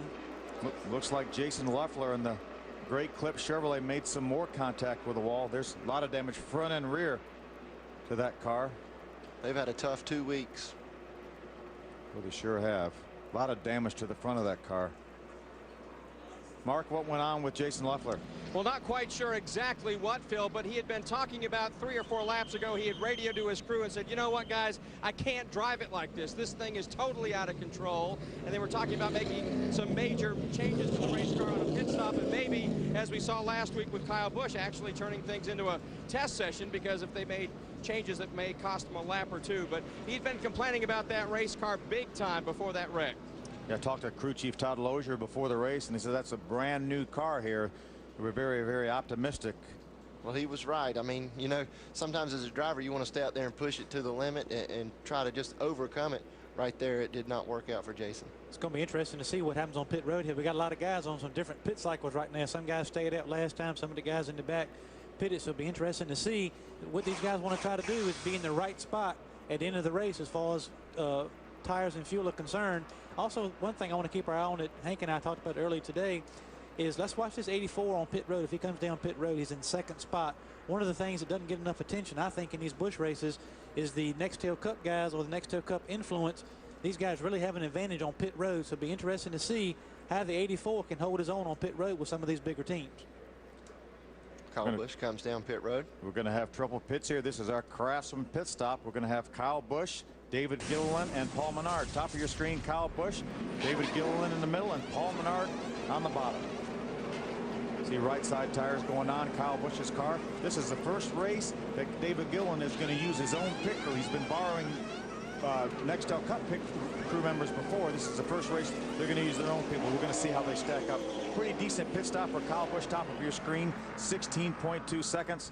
See Paul Menard, his pit work is just about done. Good job for him, 15.3 seconds. David Gilliland just now jacking up the left side. Hermie, you hit it right on the head. We're already at 20 seconds, 21.5 seconds for his pit stop.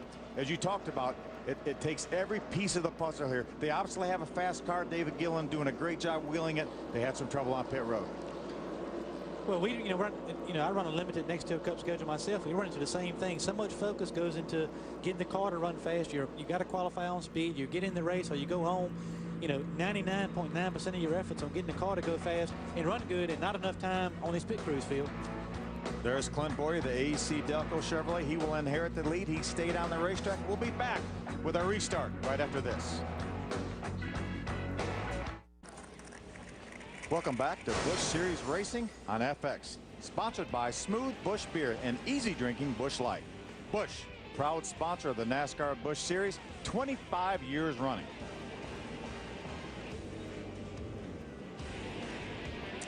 Here's our look at our Craftsman pit summary. And again, some of this is going to be skewed by a lot of the drivers, including Clint Boyer, Greg Biffle, staying on the racetrack. Kyle Busch came in as our leader, came out in the 8th spot. David Gilliland all the way back to the 19th position, came in running 2nd.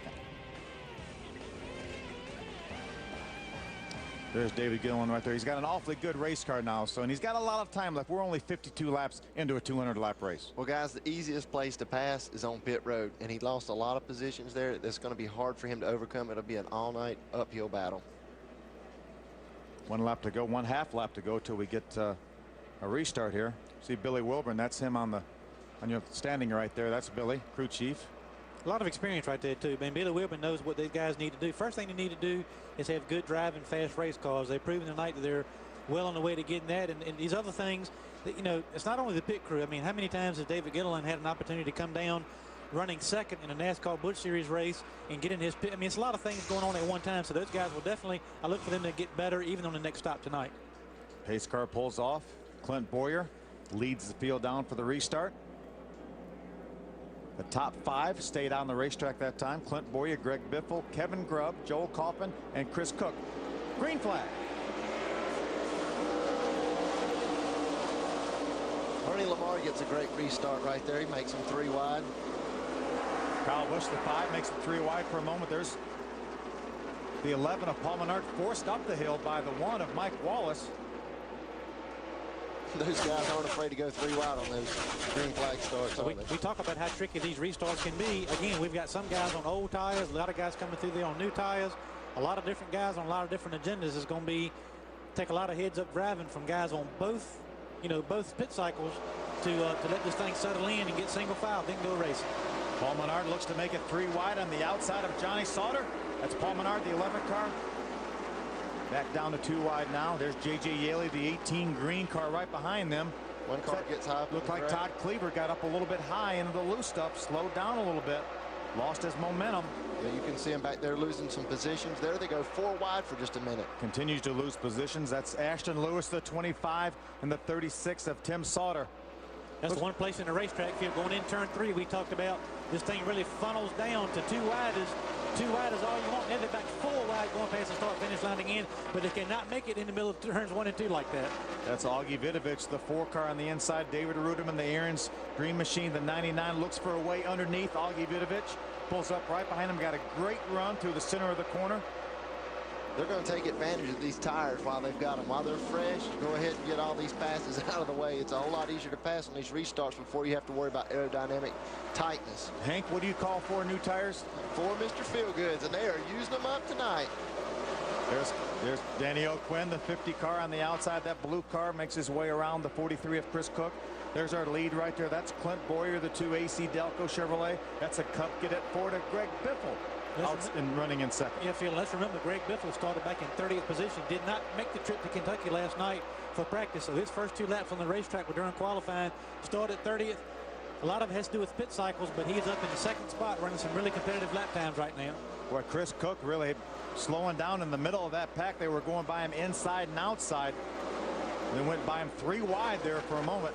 Looks like he's still a little bit off the pace on the outside of the racetrack. Yeah, it looks like he's lost a cylinder, has some type of an engine problem.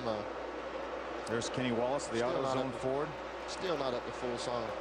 You know, that says a lot about Jason Keller, the confidence that Greg Biffle and Clarence Brewer's team has in Jason Keller. Said, hey, he knows how I want the car. I trust Jason to do it. Greg Biffle decided to stay at Michigan. Jason did all the practice. Greg jumped in that car. It might have hurt him a little bit qualifying. He qualified back in the 30th spot, but he's running right now in the top 2. Looks like Jason did a great job. I mean, he's working up on the outside. He's working the 2 car, just seeing where he's weak. He's going to take a look on the inside and take a pass for the lead right there going into turn 3. Greg Biffle takes over the lead in the Cub Cadet Ford out of the Bruco shops. Glenn, how about that for Greg Biffle? Well, it's pretty surprising, Phil. As much as Greg's been complaining about the car, he thought that he broke something when he took the evasive action early in the race when Kevin Harvick spun down the grass off of turn 4 in front of him. Greg came through the grass, and they came in, made changes on the cars. He kept saying the car was all over the place, couldn't get a handle on it, and now he's in the lead, so evidently they got the handle. Yeah, they sure do. You know, he's one of the more experienced drivers here in the Busch Series. He's raced here 4 times. 3 of those times finished in the 2nd position. I'm sure he'd like to break that string and get him a win. Oh, trouble. Reed Sorensen. A lot of damage to the Discount Tire Dodge. Cars going by inside and outside, doing a great job getting by Reed Sorensen. That looks like a pretty hard hit, Hermie.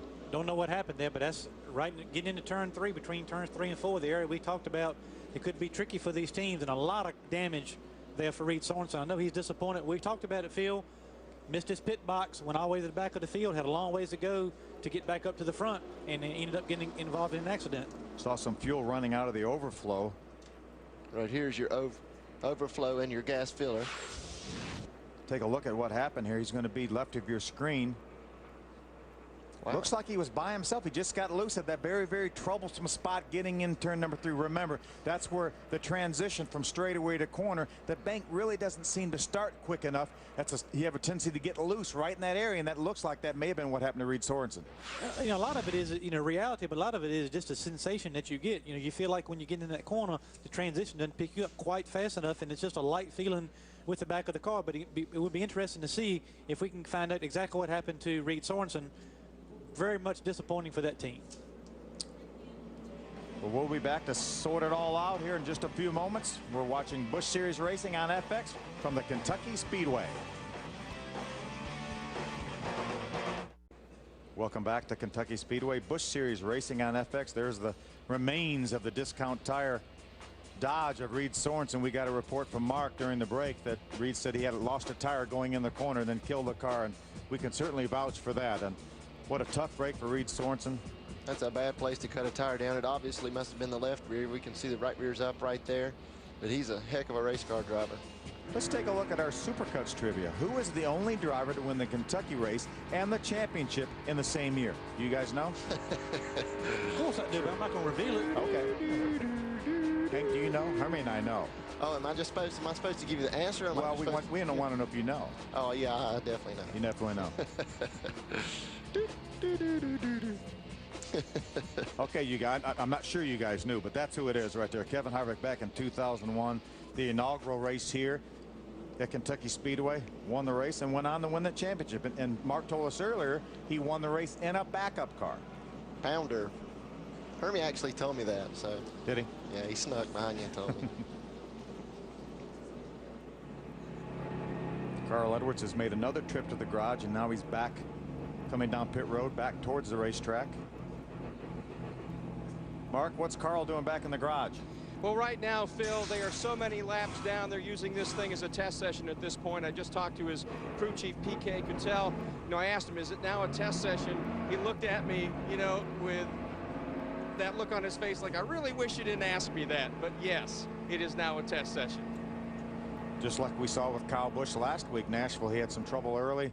Car wasn't running to his liking, and he made some changes and used it as a test session. It's obviously working here. He's one of our early leaders and seemed to be dominating the race here before he made his pit stop. We'll try to get this race restarted. We'll be back from Kentucky Speedway right after this.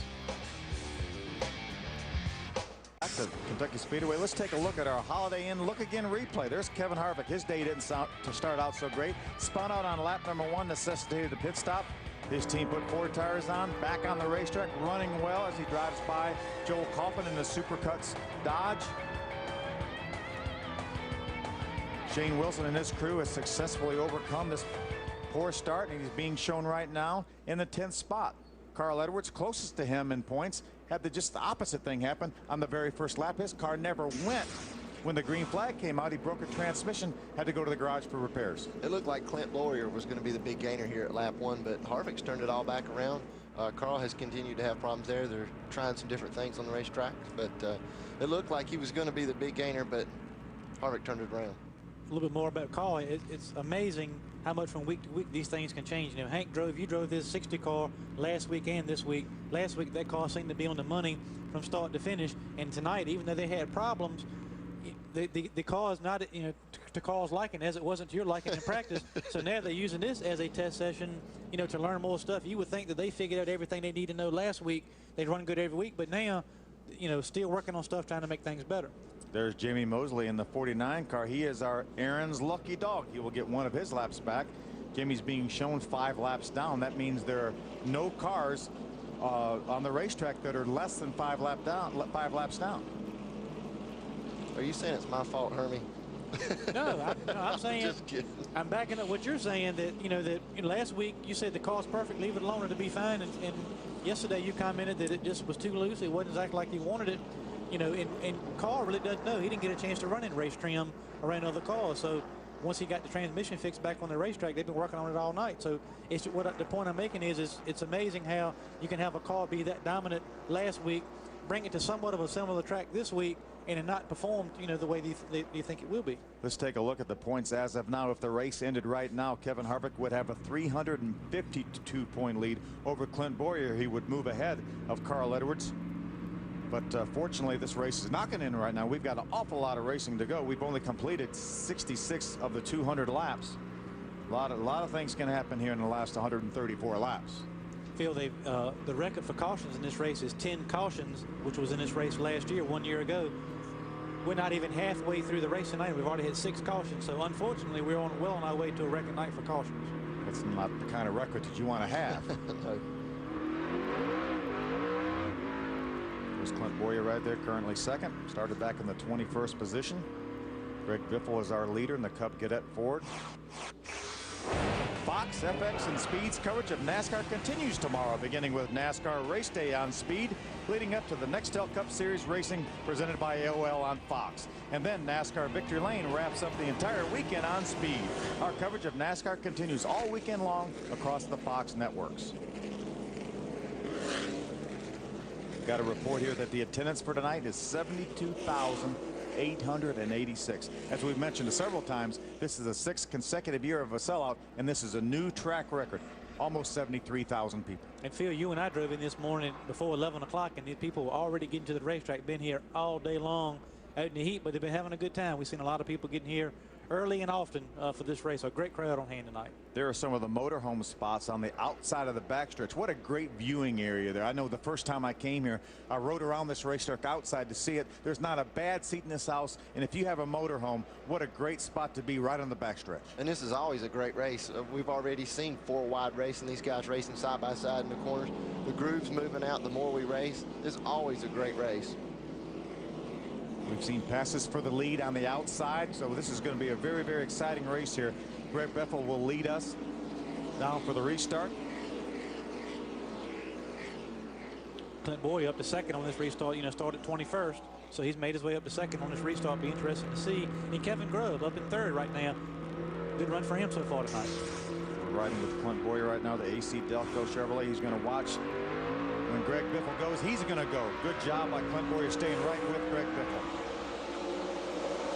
See some guys at 21 got a great restart there. He's up on the outside.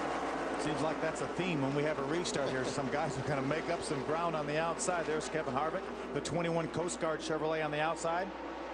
Passing by the 1 Miccosukee Indian Gaming Resort Dodge of Mike Wallace.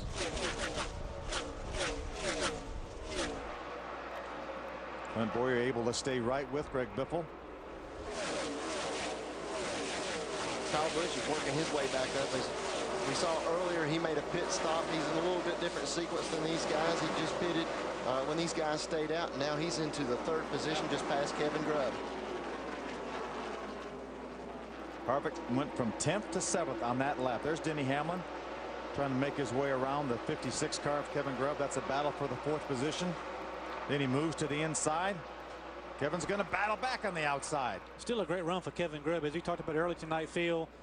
Over 2 years since he's been in the car. First race back last week, up in the top 5, holding his own on the outside of Denny Hamlin. Mark Reed Sorensen has had a pretty tough night. How have you caught up with him? Reed Sorensen has had a pretty tough night. He just came out of the infield care center. Obviously, you're okay, but man, talk about this night. It started out with such great promise. The car's up front, and then one problem after another. Yeah, we didn't start out too good there. Had a really good car at the start of the race, and thought we had a good shot to win the race tonight, and then we lost 3rd gear. And then just right there in the wreck, I don't even know what happened. I barely got into out of the straightaway into the turn and just took off. And so a bad way to end it with such a good car, but that's just the way it's been going this year for us. It certainly has, Phil, coming into this race. 17th in the points in a year that they thought they would be challenging for the championship. And, of course, he's so far down in the points, that's why they're going to put David Stremme in his race car next week. No sense in having him fly back and forth from Sonoma to Milwaukee when he really doesn't have a chance to take the title. Mark, you're right. It has been a tough year. That's Reed's 4th DNF this year. He only had 5 in all 35 races last year. So tough start for 2006 for Reed Sorensen. Good battle there. There's J.J. Yaley, the 18 car on the inside. That's Kevin Grubb hanging tough on the outside. They're battling for the 6th spot. J.J. was trying to take it away. Kevin said, not going to happen. Those guys have fresher tires as well, so that makes it a little bit harder for him, and he is hanging tough on that outside groove. There's our leader right there. We're going to look back to Clint Boyer. Up to 3rd, Kyle Busch. There's Denny Hamlin right there, bottom of your screen. Good battle right there. There's Steve Wallace, the 64, the 1 of Mike Wallace, his uncle, and the 11 of Paul Menard. There you see the 84 of David Gilliland and the 11 of Paul Menard. Still nose to tail a little bit further back in the running order, but 84 has been glued to the back of the 11 pretty much all night and still holding their own. J.J. Yaley able to make the pass on the 56 of Kevin Grubb. Kevin Grubb, that takes over the 6th position. I tell you, J.J. Yaley's got a fast race car. If he can ever get back up there in the front and get up there, you know, up there with those guys, he's going to be hard to handle. It's the best I've seen him run consistently in one of these races, you know, in a long time. See David Gilliland there trying to make up for their pit road, their pit stop, and he's right behind Paul Menard. Paul's in the 11th spot. There's David Gilliland right there in the 12th position. After that long pit stop field, you know, he came out in the 20th position, so he's moved his way back up, you know, to the 12th position. He got a really fast race car, but we're seeing how difficult it is to pass. Had a great run through the center of the corner right there, but once he got to the exit of the corner, was not able to make anything happen. Denny Hamlin fighting with Kevin Harvick. Kevin's trying to take over the 4th spot. He's already worked his way into the top 5 and 5th, trying to take over 4th from Denny Hamlin in the Rockwell Automation Chevrolet. That's one guy who knows about adversity. Last week at Pocono in the Cup race, he cut a tire down and came back and won the race. Harvick's had some adversity tonight, and he's not letting it hold him back at all. Well, it sure looks like he's successfully overcome that first lap incident where he spun coming off turn number 4. There's David Gilliland, the 84 car, trying to make his way around Paul Menard. Paul drives it right down to the racetrack, squeezes him down. David's going to hang tough on the inside as they lap around. It looks like the 28 car of Shane Hall. Looks like David's just a little bit tight behind the 11 car there and just struggling just a little bit to get around him. Probably if he could get in front of him, he could go on or get away from him, but it's just hard enough for him to pass him that he just can't get it done. We caught a glimpse of the 64 of Steve Wallace taking over the 8th position from the 77 of Bernie Lamar. The 1 of Mike Wallace follows Bernie. There's the 11 of Paul Menard. David Gilliland right behind the 11 of Paul Menard. There's your battle for 4th continues. Denny Hamlin, the 20 car in front of Kevin Harvick, the 21. Kevin gets a good run through the center of the corner, not quite able to pull up beside him. Let's see, he's going to be able to do it this time. He's going to be side by side at the start finish line. Harvick's car looks really good right now. I mean, he can go anywhere he wants on the racetrack. We saw him a couple of laps ago make a pass on the outside of the racetrack. Right there with Denny Hamlin, goes in, works the bottom of the racetrack. Denny slides up, gets that nose out in that clean air field, and is able to get beside of him coming to the line, and nothing Denny Hamlin could do. Great battle right here. That's Mike Wallace, the 1 car on the outside, the 11 of Paul Menard. That's a battle for a top 10 spot. There's David Gilliland right there, going to try to make his way around there. How's it going for Paul Menard, Mark? Well, it's going good right now, Phil, for one of his favorite race cars. They ran this thing in Atlanta. They ran 9th, 7th in Texas. Had a bad night at Charlotte. They got involved in 3 wrecks. And according to their crew chief, Dan Stillman, they then had to put 2 front fenders, a nose, and a hood on this race car. But Paul really wanted to bring it here to the Kentucky Speedway because as well as it ran on those 3 intermediate tracks, Atlanta, Texas, and Charlotte, he thought for sure it would be the car that could take it to victory lane here tonight. And as we have seen, it's been running awfully strong. John Andretti, the number 10, RV.com. Ford joins this battle right here. Good run for John Andretti. He's had 1 top 10 finish earlier this year at Bristol. Looking to improve on that.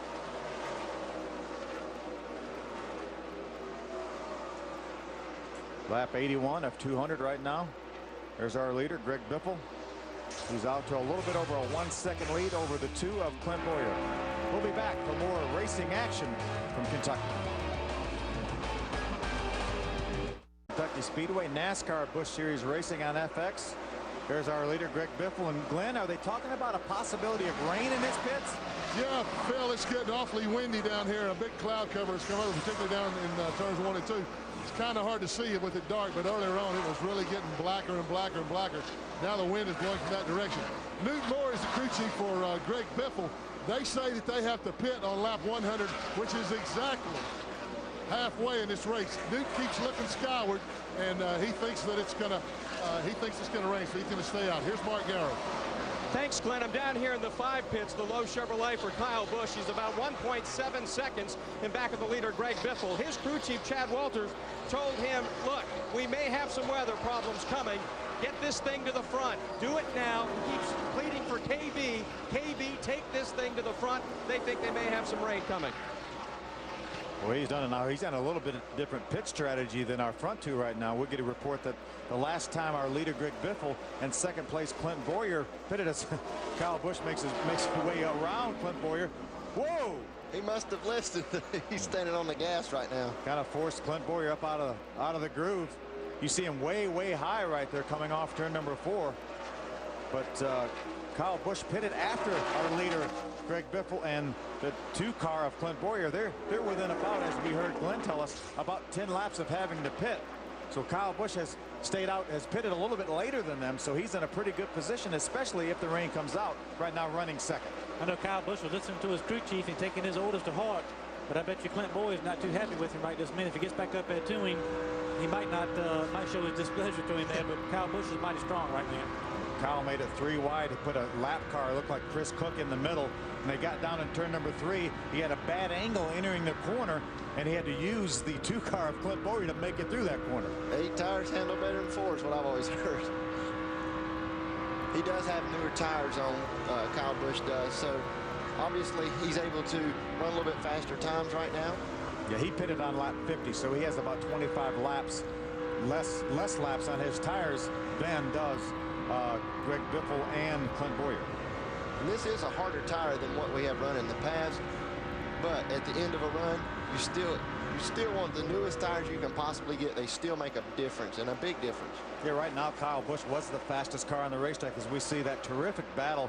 Mike Wallace, Brenier Lamar has been in the middle of that battle. Here comes David Green. He has joined that battle. There's Danny O'Quinn in the 50 Stonebridge Life Insurance Ford out of the Roush stable. Looks like he's having some trouble right there. He was in front of those guys, and he slid up the racetrack, and they got by him. As you can see there at the bottom of your screen, this race has to go halfway to be considered an official race. If they run 101 laps, and they will consider this an official race, even if it rains and they are not able to restart this race. So that's what these guys are thinking about. They're trying to get to lap 100.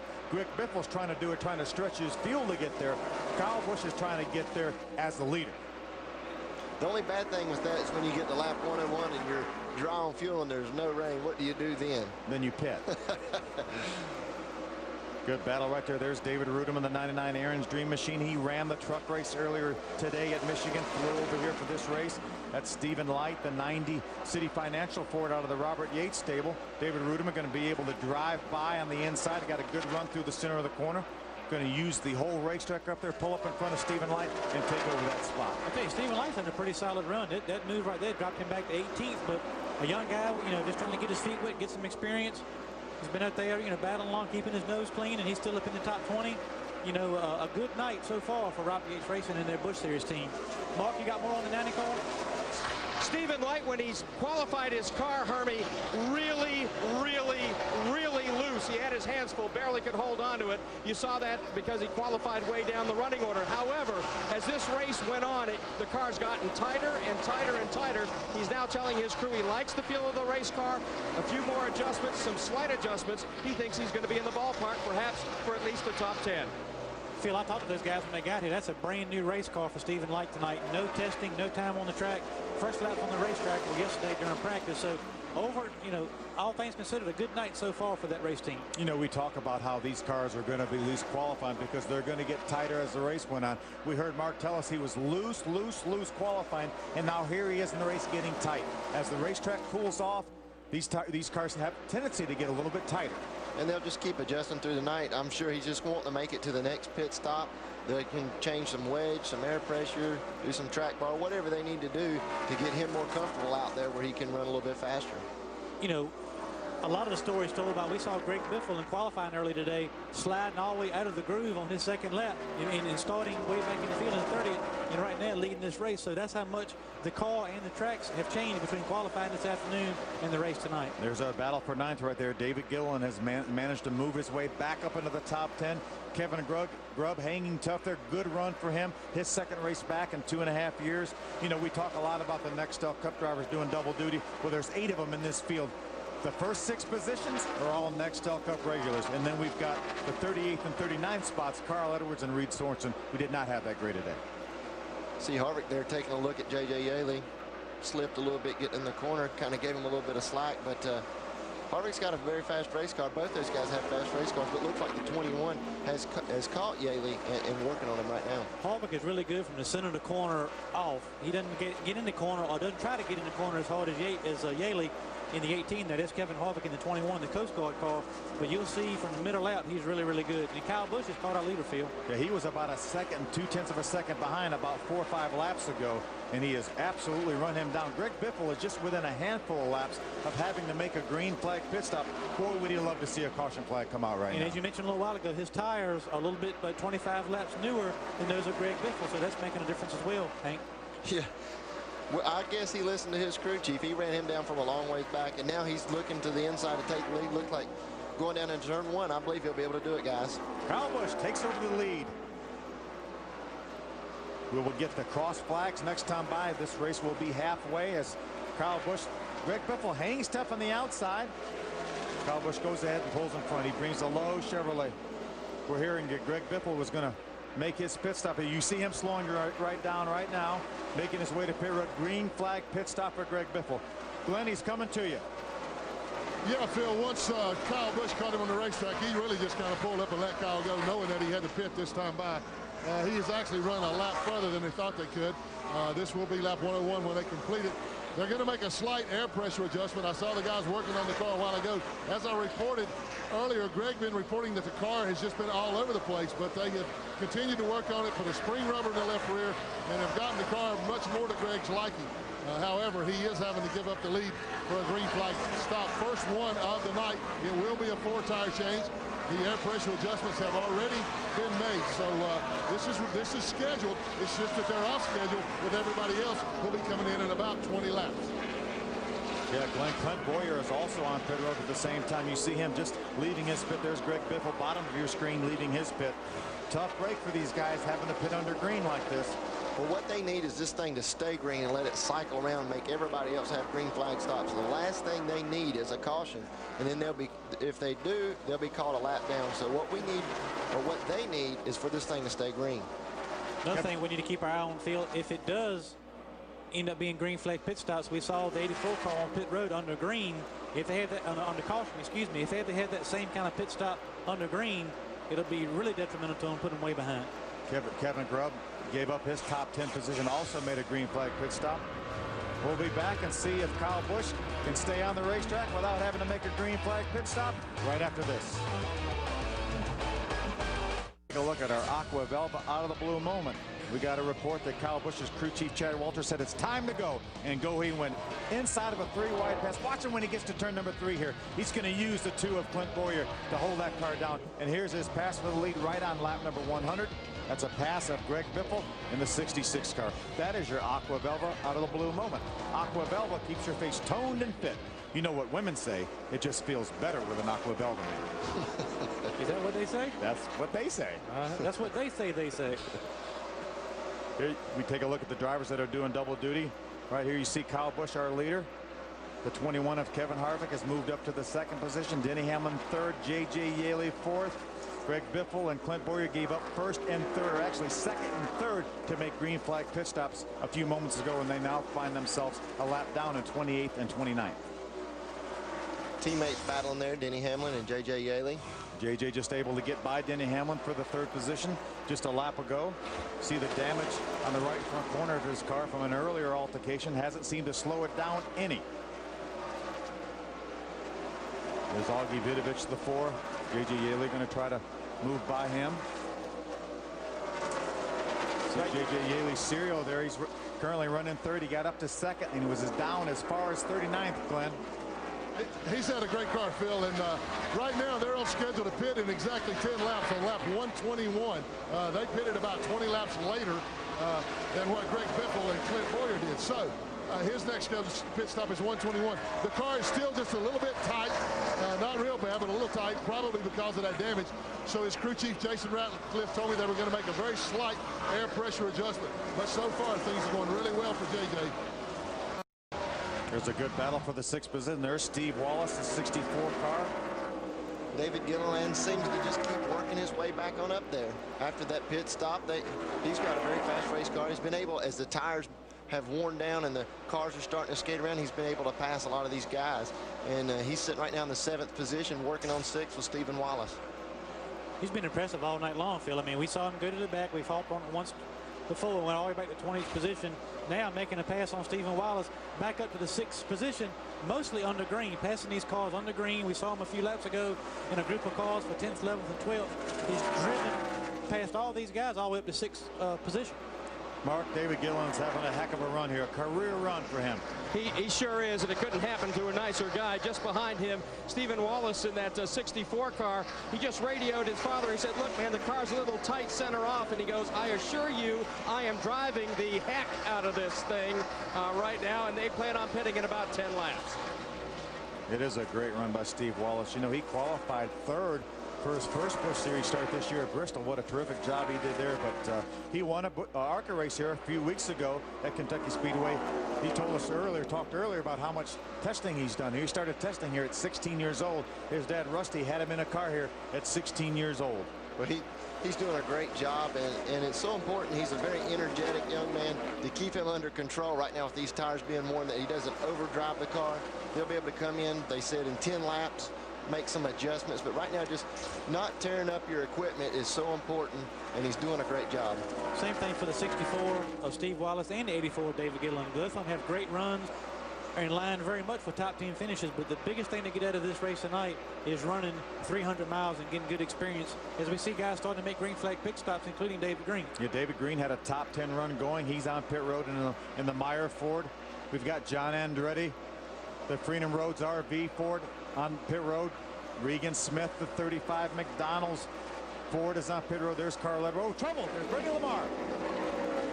Stephen Light did a great job of getting by on the outside. This is not what Greg Biffle and Clint Boyer wanted to see. Or any of those guys on pit road like David Green. It doesn't look like the 77 made any contact with the outside wall. He spun around 3 or 4 times there on the back stretch. Yeah, what a horrible break for Regan Smith. He comes down pit road 1 lap. John Andretti, same thing for him. 1 lap later, the caution flag comes out. There's the Dollar General Chevrolet right there of Bernie Lamar. We had a number of cars that had not pitted yet because they pitted after a lot of the guys. Let's see if we can take another look at what happened. We're going to take a look from Clint Boyer's onboard camera. There's Bernie Lamar, the 77 car on the outside. Let's see if Clint comes up here and makes a little bit of contact. He looked like Bernie Lamar may have had to get off the throttle a little bit. You know, that's a situation where Clint Boyer was very, very close. He didn't just run up there and hit him. It looked like Bernie Lamar had to get out of the throttle, and when he did, Clint Boyer made some slight contact. Sometimes on coming off that turn, too, it's hard to say whether or not Clint Boyer got up too close to him and got him loose and he had to lift off the gas, or sometimes in that situation, your car will be tight. You push it either way. The 77 car definitely got out of the gas at that spot right there, and Clint Boyer got in the back of him. Great job again by Stephen Light sliding by on the outside, not panicking and getting by on the outside. He didn't lock the brakes up and slide his car. He just tried to drive by, tried to slow down on the outside. It was able to get by Bernie Lamar without any contact. Bernie was very fortunate not to get into the wall there as well. Mark, we've got our leader, Kyle Busch. He's coming towards you. He's going to make a pit stop. He has said to them it is a tick tight in the center of the corner, but do not make any changes to the race car. So they're going to keep the air pressures the same in this car. So what they want right now is a trouble-free pit stop. They want to put 4 skins on this thing, fill it up again with Sunoco fuel. He went a little bit past his spot.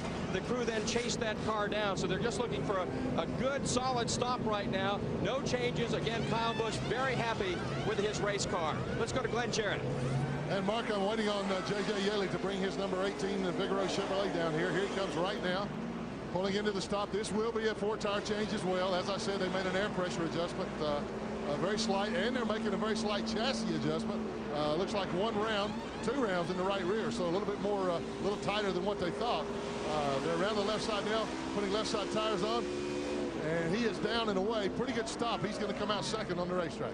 We saw Kevin Harvick in the middle of our triple pits. He's going to, looks like he's going to come out of the pits in 4th. Denny Hamlin was able to beat Kevin Harvick off of pit road.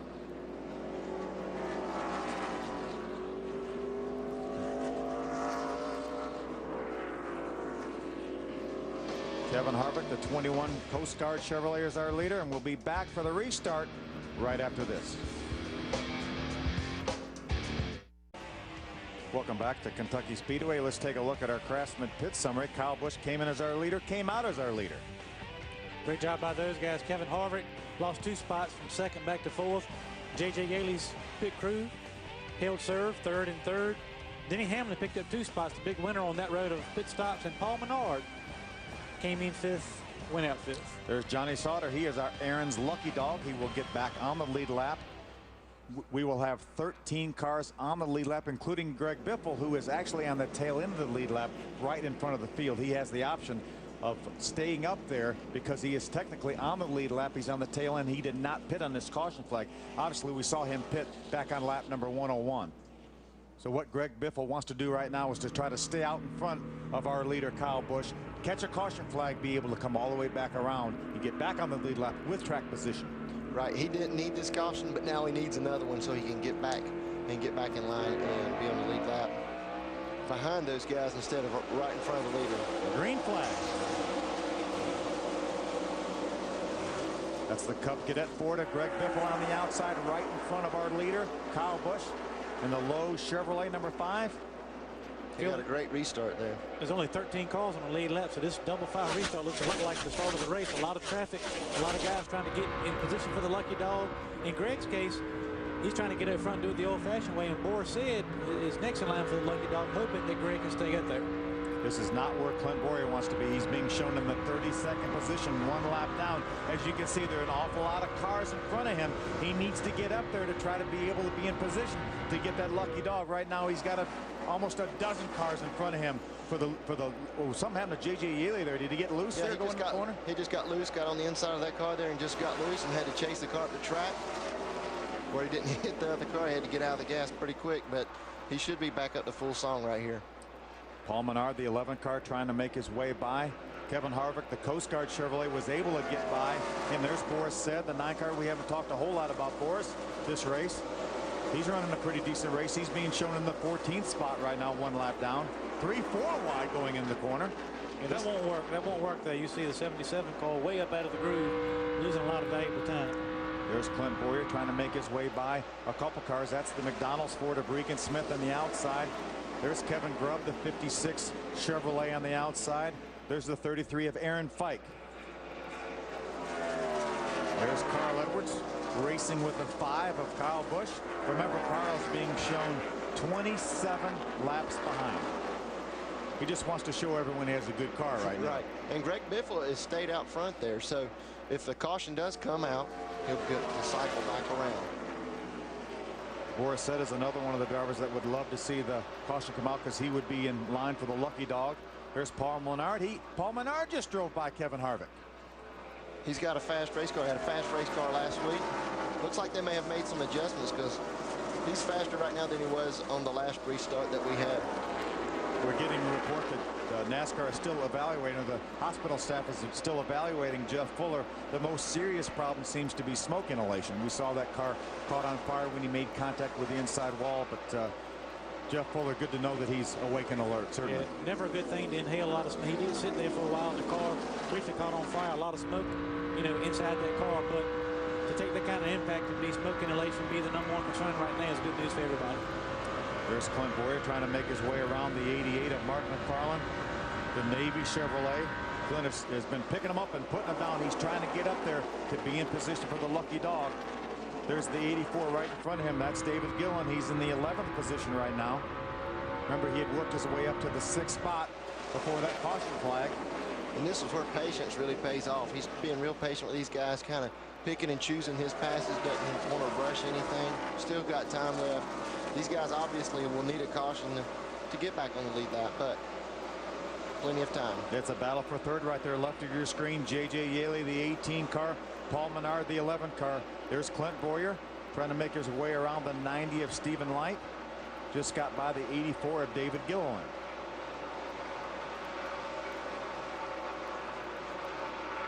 Kyle Busch is about 1 second ahead of our second place car, Denny Hamlin. That's the battle for third left of your screen. J.J. Yaley, the 18. Paul Menard, the 11 and fourth. And right behind him is the 21 of Kevin Harvick.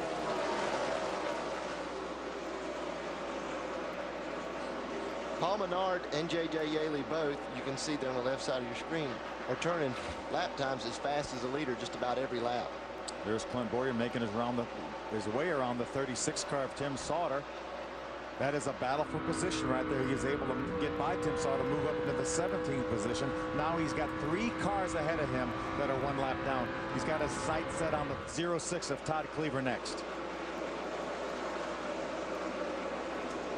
That 90 car right there of Stephen Light, you see on the inside of that battle with Tim Sauter, is still on the lead lap. He's being shown in the 10th position. The 84 of David Gilliland right behind him, that's the 11th spot.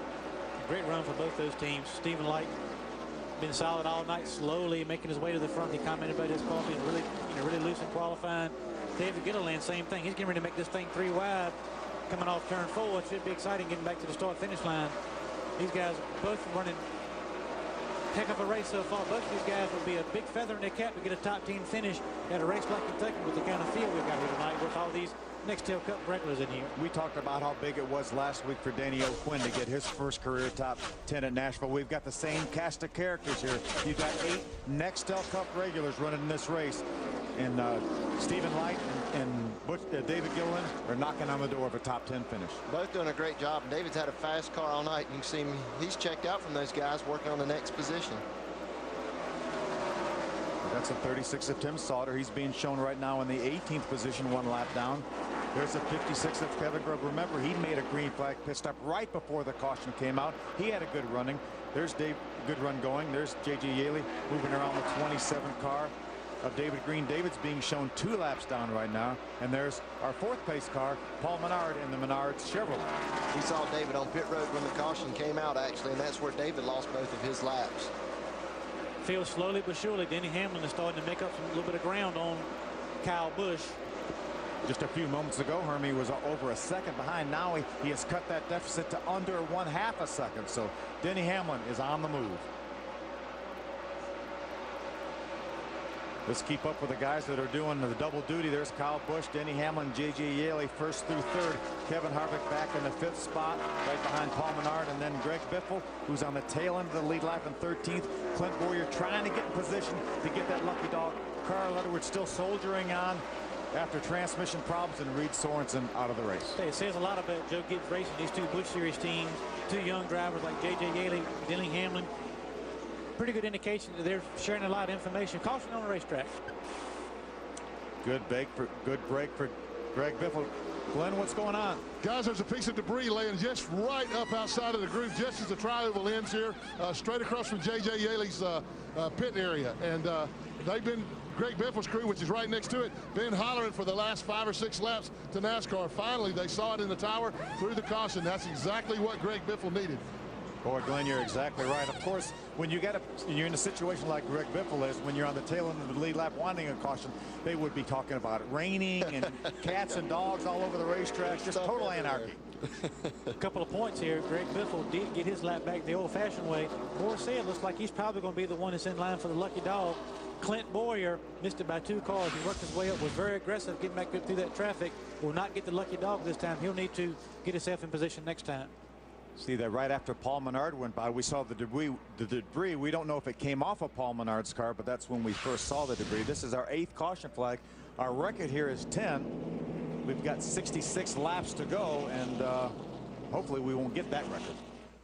But that's a record we don't want to break. Clint Boyer would like to see us get another caution flag. He would like to use this opportunity to maybe to get up and close up on the field, get in position possibly to get the lucky dog next caution flag. This is a great caution for Greg Biffle for a couple of reasons. One, these other guys got to pick because they can't go the rest of the way, so this is going to put Greg Biffle right back in the thick of things. Mark, it's going to put Kurt Busch in his pit window, isn't it? Kyle Busch certainly now can make it the rest of the way. They'll make a slight air pressure adjustment on this race car. During that run, he said it was getting a little loose in the center of the corner after they had been talking about it being a little bit tight. So again, they'll make a slight adjustment, more tires and fuel, and he will be able to make it the rest of the way. Let's go to Glenn Jarrett. Down at this, and Mark, J.J. Yeley and his counterpart Denny Hamlin have also come in. Just gas and go for Yeley. He's away. The 20 car has still been reporting tight. They're making a 4-tire change and a chassis adjustment on Denny Hamlin. So he's still been fighting tight all night since sitting on the pole. Greg Biffle has just now come in. They're making a very slight chassis adjustment in the right rear. So 4 tires. This was the Greg Biffle was looking for, 4 tires and a chassis adjustment for Greg Biffle as well. So he got what he wanted. Let's see if he can get back to the front. You know, Glenn, you talked about J.J. Yeley doing a gas only. Well, when he left pit road, the red light was still on. As you can see right there, you saw the green light. The red light was still on. J.J. Yeley passed that. He actually passed Kevin Harvick. Kevin stopped on pit road to wait for that light to turn green. J.J. Yeley passed through the red light, and that's probably going to necessitate a penalty. Let's see if we can take a look. You see the red light right there, right by Denny Hamlin's car. You see J.J. Yeley in the green car leaving pit road. You see the red light still flashing as J.J. Yeley drives out of his pit. You see Kevin Harvick. He caught a glimpse of the red light. He stopped right there. J.J. kept on going, and J.J. will probably get a penalty. Good job by Kevin Harvick. See NASCAR right there talking to JJ's crew about what they're going to do. There's our green light. We'll be back with Green Flag Racing right after this.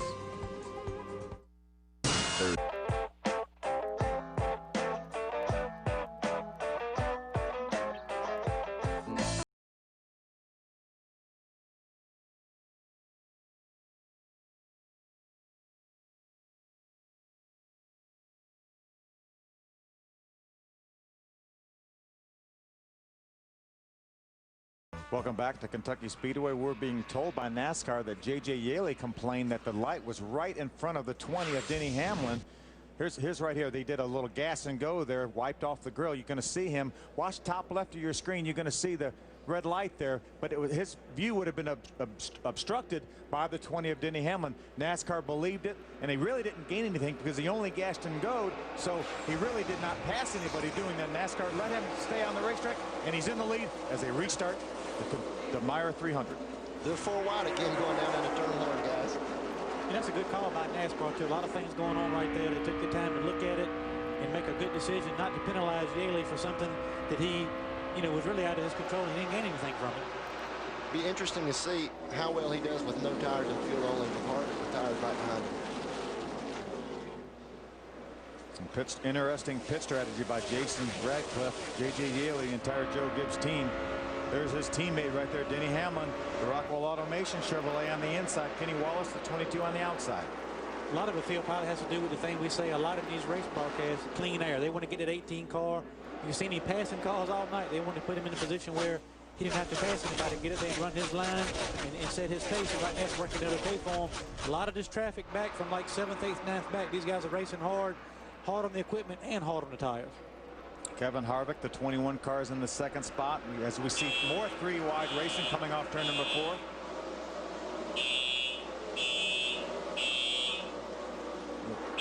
We have some sort of an alarm going off. Nothing to be alarmed about. I think they're alarmed. They're all 3 wide, 3 rows back out there coming down the front straight away. You think some of these drivers are keying that alarm there? This doesn't look good. See the blue car, Danny O'Quinn, the 50, making a move on the inside.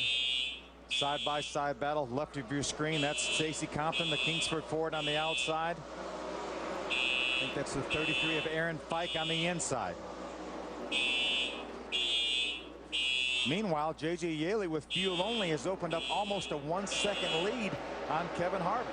See there, he's checked out. I mean, that is so interesting to see. We saw guys earlier being able to run really fast with no tires or older tires, but Kyle Busch was able to catch him. It'll be interesting to see late in this run if they'll be able to run him back down. Remember, folks, nothing to worry about. That alarm you may hear in the background is in our broadcast position here. That's something the racetrack has triggered. It's nothing wrong here. They're still continuing to race. And Kevin Harvick is running second right now, Mark.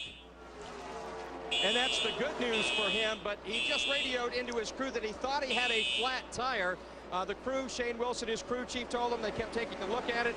The spotter looking at it, and at this point they think he's okay. Of course, again, this is the same car that he won with here in 2001. They nicknamed it Pounder because as a backup it pounded the field into submission and won that race. He's sitting in the second spot right now, losing ground though to J.J. Yeley and not quite sure what he's feeling. Again, he thought he had a flat tire, so obviously things not to the liking of Kevin Harvick right now, but they're not quite sure what the problem is. Phil, getting back to J.J. Yeley, our race leader right now. We talked about him coming in for pit road for gas only, no tires. Only 3 laps ago, lap 140, ran his fastest lap of the race on those old tires. Again, out front in clean air makes a difference. More important than tires at this point in the race for him. Hermie, we have a great side-by-side battle for the 3rd position. That's the 5 of Kyle Busch, the 1 of Mike Wallace, Paul Menard, the 11. Trying to look on the inside of Kyle Busch. There's a 99 of David Ruderman. He's got another strong top 10 going. He finished 6th in this very car last week, the Aaron's Dream Machine in Nashville. Paul Menard's been working on the 5 car right there, and they both caught the 1 car. You see the 5 car slid up out of the groove. Looks like the 11's going to get by. J.J. Yeley continuing to drive away from this field. There's Denny Hamlin. He joins this battle. Denny's being shown in the 7th position right there. David Rudin was able to get by the 5 of Kyle Busch. Great run from Mike Wallace, too, up to 3rd spot. Now, we hadn't talked about Mike all night. Here we go. We've got 55 laps to go, and Mike Wallace is up in 3rd place in James Finch's Miccosukee Dodge. You know, one of the time very early on, he was black flagged for pulling up to pit on the caution flag. Got the lucky dog right after that, the caution after that. Got back on the lead lap. They've done some great pit strategy, and he's currently being shown in the 3rd spot, right ahead of Paul Menard. Looks like he may have a faster car right now than Kevin Harvick. There you see, that's the battle for second right there. Kevin Harvick, the Coast Guard Chevrolet, number 21, and the white Miccosukee Indian Gaming Resort Dodge of James Finch in 3rd. Harvick's obviously having some problems. He's been running good all night tonight, but they're over 2 seconds behind the leader, J.J. Yeley, right now. What a great call by Jason Radcliffe and the entire Joe Gibbs team to put fuel only in that 18 car of J.J. Yeley. Now we know he's got enough fuel as Mike Wallace tries to make his way to the inside of Kevin Harvick for second. You could see he really drove down in the corner really hard. Sparks flying off the right side frame rails. That thing was bottoming out. He drove it down in the corner to get around the 21 car. Paul Menard's going to try to do the same thing. He's going to try to get a run through the center of the corner. He's going to pull up side by side with Kevin Harvick for the 3rd position. As Hank just mentioned, Kevin Harvick definitely not handling through the center of the corner as he was early in this race. Last set of green flag laps, we saw Kevin Harvick making a lot of passes on the bottom of the racetrack. Now a lot of guys going underneath him in the bottom of the racetrack right here, the critical time of the race. He needs to try to settle in, hold these guys off, and keep in touch with the 1 and the 18. A little wiggle by Paul Menard in the center of the corner down there in 1 and 2. That allowed the 5 of Kyle Busch to drive up to the inside, see if he can make the move. He can't quite pull up in front of him right here. That's an easy thing to do. I mean, when you get on someone's inside, it takes their upper spot and you get really loose on their inside. And then when you have to lift, you lose momentum.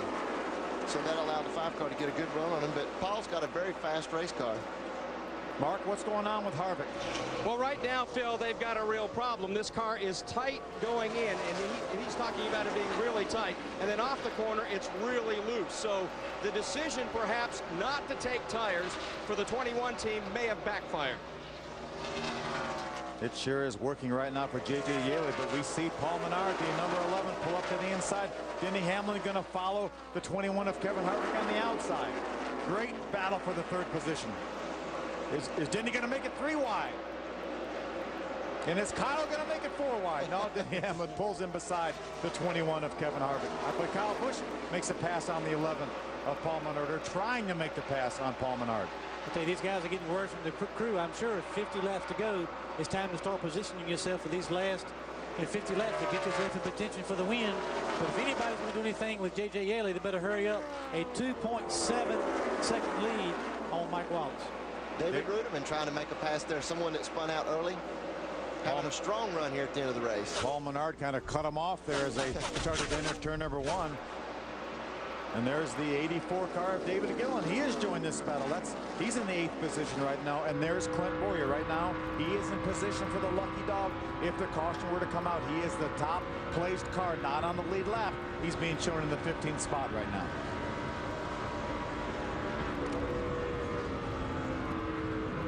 J.J. Yeley continues to lead. He's got about a 2.5-second lead. There he is right there, the Home Depot Figaro Chevrolet.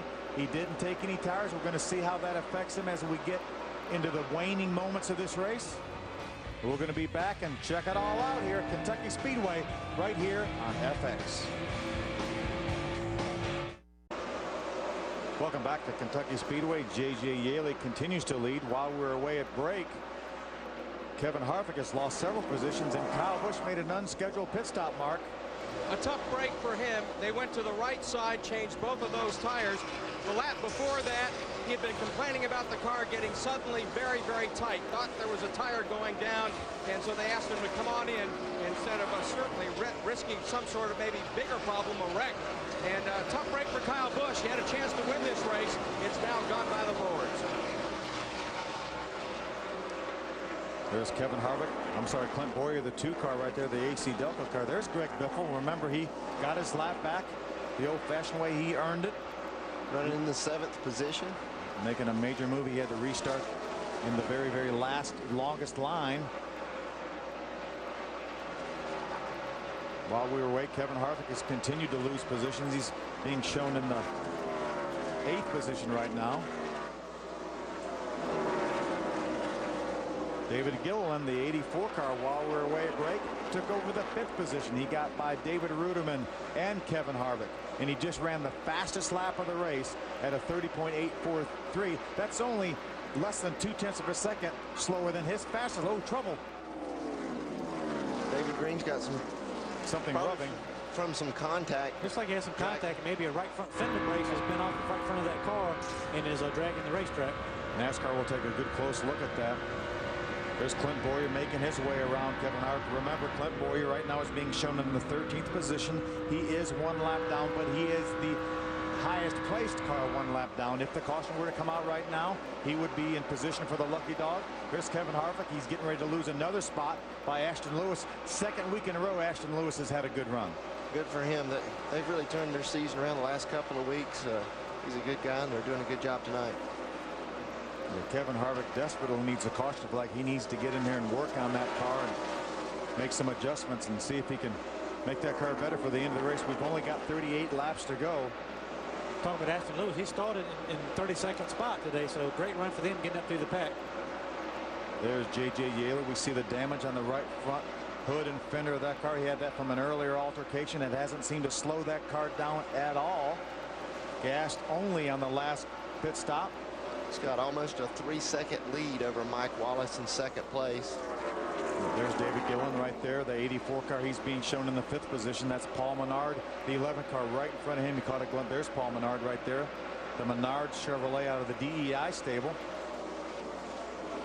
Really impressive run for David Gillen. He was a high of 2nd. He had some trouble on pit road with his own pit crew.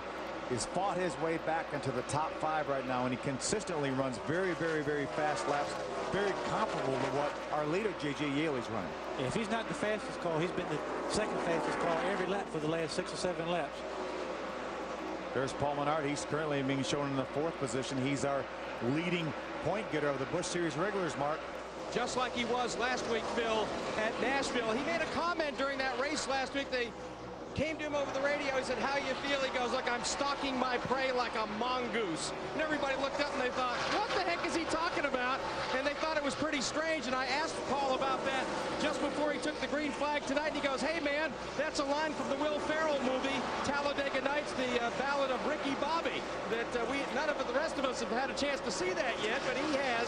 And so he's out there quoting the lines from Will Ferrell. And I bet tonight he said more than once, "I'm stalking my prey like a mongoose." Mongoose. There's a battle for the 6th position. David Ruderman, the 99, and the Aaron's Dream Machine moves over. He realized that the 66 of Greg Biffle is a much faster car. Remember, those two cars came together early in the race, and David Ruderman went spinning through the infield, so he certainly didn't want to replay of that. Yeah, and he saw that 66 was faster, so he pulled over to, instead of wasting time trying to hold him up, he went ahead and moved out of the way, and that way he could fall in right behind him and not waste any time for anybody else that could be behind the 66. The battle again heating up for the 5th spot. There's the 11 of Paul Menard. That's the 4th spot, 11 of Paul Menard, and the 84 of David Gilliland. David's going to be able to move to the inside. Side by side at the start-finish line. Let's see what happens when they get down to turn number 1. David Gilliland on the inside, Paul Menard on the outside. Got a lap car in the way, but made it 3 wide. That was close, guys. Good move by David Gilliland. He takes over the 4th position. What a career run for David Gilliland. Hey, also kudos right there to Paul Menard. He didn't push the issue there. Realized he was on the outside of a 3 wide, backed off a little bit. But that shows a little bit about the determination of David Gilliland. Started this race and been up and down the 2nd, back to 10th, come back up. Now he's got a chance to get him a good solid top 5. 32 laps to go here at Kentucky Speedway. We'll see what happens when we get back. Let's take a look at our Just for Men right on target move of the race. Here's the last pit stop. There's J.J. Yaley. Jason Radcliffe made the call. Let's just put fuel only in this car. Clean off the grill a little bit and see if we can beat these guys off pit road. There he goes. You saw the red light for just a moment there. There was NASCAR talked about penalizing him. They did not do that because JJ's view was obstructed of the red light. So J.J. Yaley trying to make it 1 for 69, Glenn. Yeah, there was a couple of reasons that Jason Radcliffe, crew chief for Yaley, decided to do that, guys. Number 1, they just had put those tires that he had on 10 laps ago. Number 2, that right side damage he suffered in that earlier contact with Stephen Wallace, they needed to get him out in clean air. So a gas and go, one way to do that. But the main reason, they didn't have any more new right sides because after that contact with Stephen Wallace, they went and put new right sides on. So sometimes good things happen later when bad things happen earlier. Great job, Glenn. You know, there's a great battle for second. We talk about David Gilliland, his problems on pit road. Now he's looking to the inside of Mike Wallace for the 2nd position. He's already got by the 20 of Denny Hamlin, our Nextel Cup winner from last week at Pocono. David Gilliland going for 2nd. Denny Hamlin's going to make him 3 wide there getting into turn 1. But David's not going to let out. He's very determined tonight. What would it be like if David Gilliland could maybe catch a caution flag?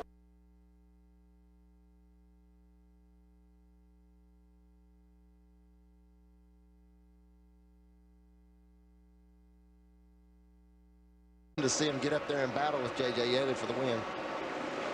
Remember, David Gilliland's best career finish coming in this race was 29th earlier at Texas.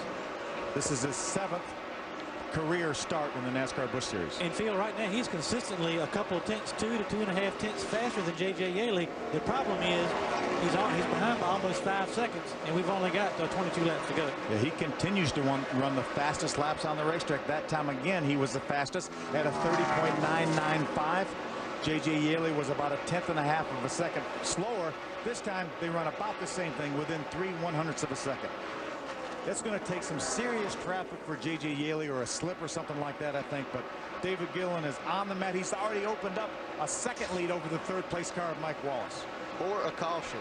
I mean, a caution could change everything about this race. I think that's the last thing J.J. Yaley wants to see right now is a caution, because he knows, I'm sure his guys are telling him, this David Gilliland cat is coming. Plus, J.J. Yaley's got a lot more laps on his tires because he did not get tires last time. 20 laps to go here at Kentucky Speedway. When we come back, we'll be uninterrupted for green flag racing to the finish. We'll be back right after this. Welcome back to Kentucky Speedway. As you can see, J.J. Yaley's not running very fast. That means the caution flag is out. And that 5-second lead that he had over David Gilliland is going to go away. Here's why we're under caution. The 43 of Chris Cook. You see him right there in front of the 50 of Danny O'Quinn. Looks like he might have got just a little bit loose when the 50 of Danny O'Quinn pulled right up behind him. He does a great job not making any contact. Stays down in the grass off the racetrack. Good job by Chris Cook to get that car straightened back out. But it did bring out the caution flag. J.J. Yaley did not want to see that, but David Gilliland is saying yes right now. See, we've been talking about these last 7 or 8, 10 laps since David Gilliland took over the second spot. He's been consistently 2 to 3 tenths a lap faster than the 18. Also, the 18's tires are a little bit older than those of the 84 car, so interesting to see what these guys do. I'm sure the 84 will stay out. Some of the other guys back towards the latter part of the lead lap will probably come in and get new tires. Yeah, I think Kevin Harvick has no choice but to come in. It looks like maybe the 20 of Denny Hamlin. No, he fakes it. Looked like he was going to come down pit road, but Greg Biffle, the 66, comes down pit road along with the 99 of David Rudiman and several other cars on the lead lap. Ashton Lewis, Steve Wallace, Stephen Light, and Kevin Harvick in the 21 car. Is that Kevin Harvick? Kevin Harvick, that's Kevin Harvick, top of your screen right there, coming down pit road. Kevin was really struggling. He had faded back to the 11th position. Shane Wilson and the guys are going to put 4 tires on this car, I'm sure. There's David Rudiman, already done with his pit work. He was down at the turn 4 end of pit road. These guys, this will put 13 cars on the lead lap after this caution, and these guys had nothing to lose but to come in, get tires, and go for it. Greg Biffle getting finished with his pit work. We need to mention that Kyle Busch had gotten by the 2 of Clint Boyer to be in position for the lucky dog. So the 5 car of Kyle Busch will be the Aaron's lucky dog, and he'll get back on the lead lap. Mark, you've caught up with, I'm sure, a pretty happy crew chief right there. Well, Billy Wilburn is certainly happy to see this yellow flag. I would believe we had just talked moments before the flag came out how you said, okay, my guy's catching him, but we do not have enough time to get there. Now you're there. Can you beat J.J. Yeley head up? I think we can beat J.J. head up. I was really worried about the making a pit stop. I mean, we've got a good pit crew, but we're not at the level those guys are yet. But since everybody stayed out, that's kind of a blessing in disguise, really. So heads up, car against car, yeah, I think we can beat him. Get a good restart here. Nobody gets in our way. I think we got a shot. Now, I heard earlier tonight that you were joking that if David would win this race, you're going to buy him hair. Yeah, we kind of make fun of him. He's a pretty young guy, and he's a little light in the hair department. So we kind of pick on him a little bit, but he's doing a hell of a job tonight. We're really proud of him. There's no question David Gilliland is the story tonight here in Kentucky. We'll have more. We'll head to the checkered flag right after this. Welcome back to Kentucky Speedway. Let's go right back down to Glenn Jarrett on pit road. Troubles for Greg Biffle, guys. When he came in to make that pit stop, 4 tires, he ran up on the 99 car of David Rudiman coming down pit road. Rudiman had slowed way down, wasn't keeping up with the cars in front of him. Greg swerved out, maintaining the correct speed, went around Rudiman. NASCAR didn't like it. They sent him to the end of the longest line for the restart. Kills any chances he has, might win. Sure does, Glenn. A horrible break for Greg Biffle. He fought back from a lap down from a green flag pit stop. Fought back up into almost a top 5. He was running 6 when that caution came out, and he's going to restart probably at the tail end of the longest line. We're going green right here, Phil. One thing, we're 4 laps shy of having a single file restart, but with 14 laps to go, double file restart. Very important for the 84 car, David Gilliland, to get in behind the 18 car on this restart. He's got the lap car of Clint Boyer, the 2, and he's going to move up in front of him. Or don't you know that David Gilliland is fit to be tied with the lap car of Clint Boyer. But Clint Boyer, he's running his own race. He's going to try to get back on the lead lap, as you mentioned, the old-fashioned way, by driving past J.J. Yaley. He does that with relative ease. That's not something J.J. Yaley wants, to have to worry about the 2 car. I'm not sure he's going to be able to worry about the 2 car. He's got a miracle of that 84 car of David Gilliland. Clint Boyer may be fast enough to drive away from J.J. Yaley, but J.J. Yaley's got all he can handle right now with Riverside, California's David Gilliland. What Yaley doesn't want is to be behind the 2 car and get tight behind him. If the 2 car can't just check out, he doesn't want to be anywhere around him. Yeah, I thought maybe Clint Boyer would be able just to drive away from him, but you see JJ's only about 4-5 car lengths back. Good run through the center of the corner for David Gilliland. Good momentum. Denny Hamlin has moved up to the 3rd spot, got by Mike Wallace. There you see, there's their leader right there, J.J. Yaley. There's David Gilliland. There's the 20 of Denny Hamlin, the 1 of Mike Wallace. Paul Menard, the 11 car, is in 5th. Here we go, battle for the lead. 84 car making a pass on the inside to the bottom of J.J. Yaley. Can he pull it off? It looks like he will, right around the bottom of the racetrack. Incredible run for David Gilliland. David Gilliland has taken over the lead of the Busch race at Kentucky, coming down on 10 laps to go. Look at his crew down there. He's able to hug the bottom of the racetrack a lot better than Yaley. We've got a caution right here, 4 cars in the wall on the front stretch. Caution flag is out. It will be a single file restart. We're inside of 10 laps to go. That's our record tying 10th caution. That's Augie Vidovich, the 4 car right there. Boy, David Gilliland didn't want this caution either. I know it probably in the long run may not be that big of a deal as far as the outcome of the race, but he just made a pass, a lot of momentum, was selling in there. Anything can happen on these restarts. I'm sure that his guys wanted to see this race go to the finish. Hermie, David Gilliland just ran his fastest lap of the race on lap 190 the last time by. How about that? For the most important position, too. But one thing you were talking about, now we're within that 10 laps to go, so it'll be a single file restart. Yeah, we got to also mention that Clint Boyer got back on the lead lap there, so also Regan Smith should be the next guy in line to get the lucky dog. But Clint Boyer went up there and got his lap back, but I'm not sure they do a lucky dog inside of 10 laps. Remember, inside of 10 laps to go, no lucky dogs. So, well, that's one reason why Clint Boyer was probably so aggressive on that start. He knew he had to get up there by himself because inside of 10 laps he would not get a lucky dog. Now Clint Boyer is back on the lead lap. There's David Gilliland, the 84 car. An upset of stunning proportions possibly here. Let's see if we can take a look at what happened.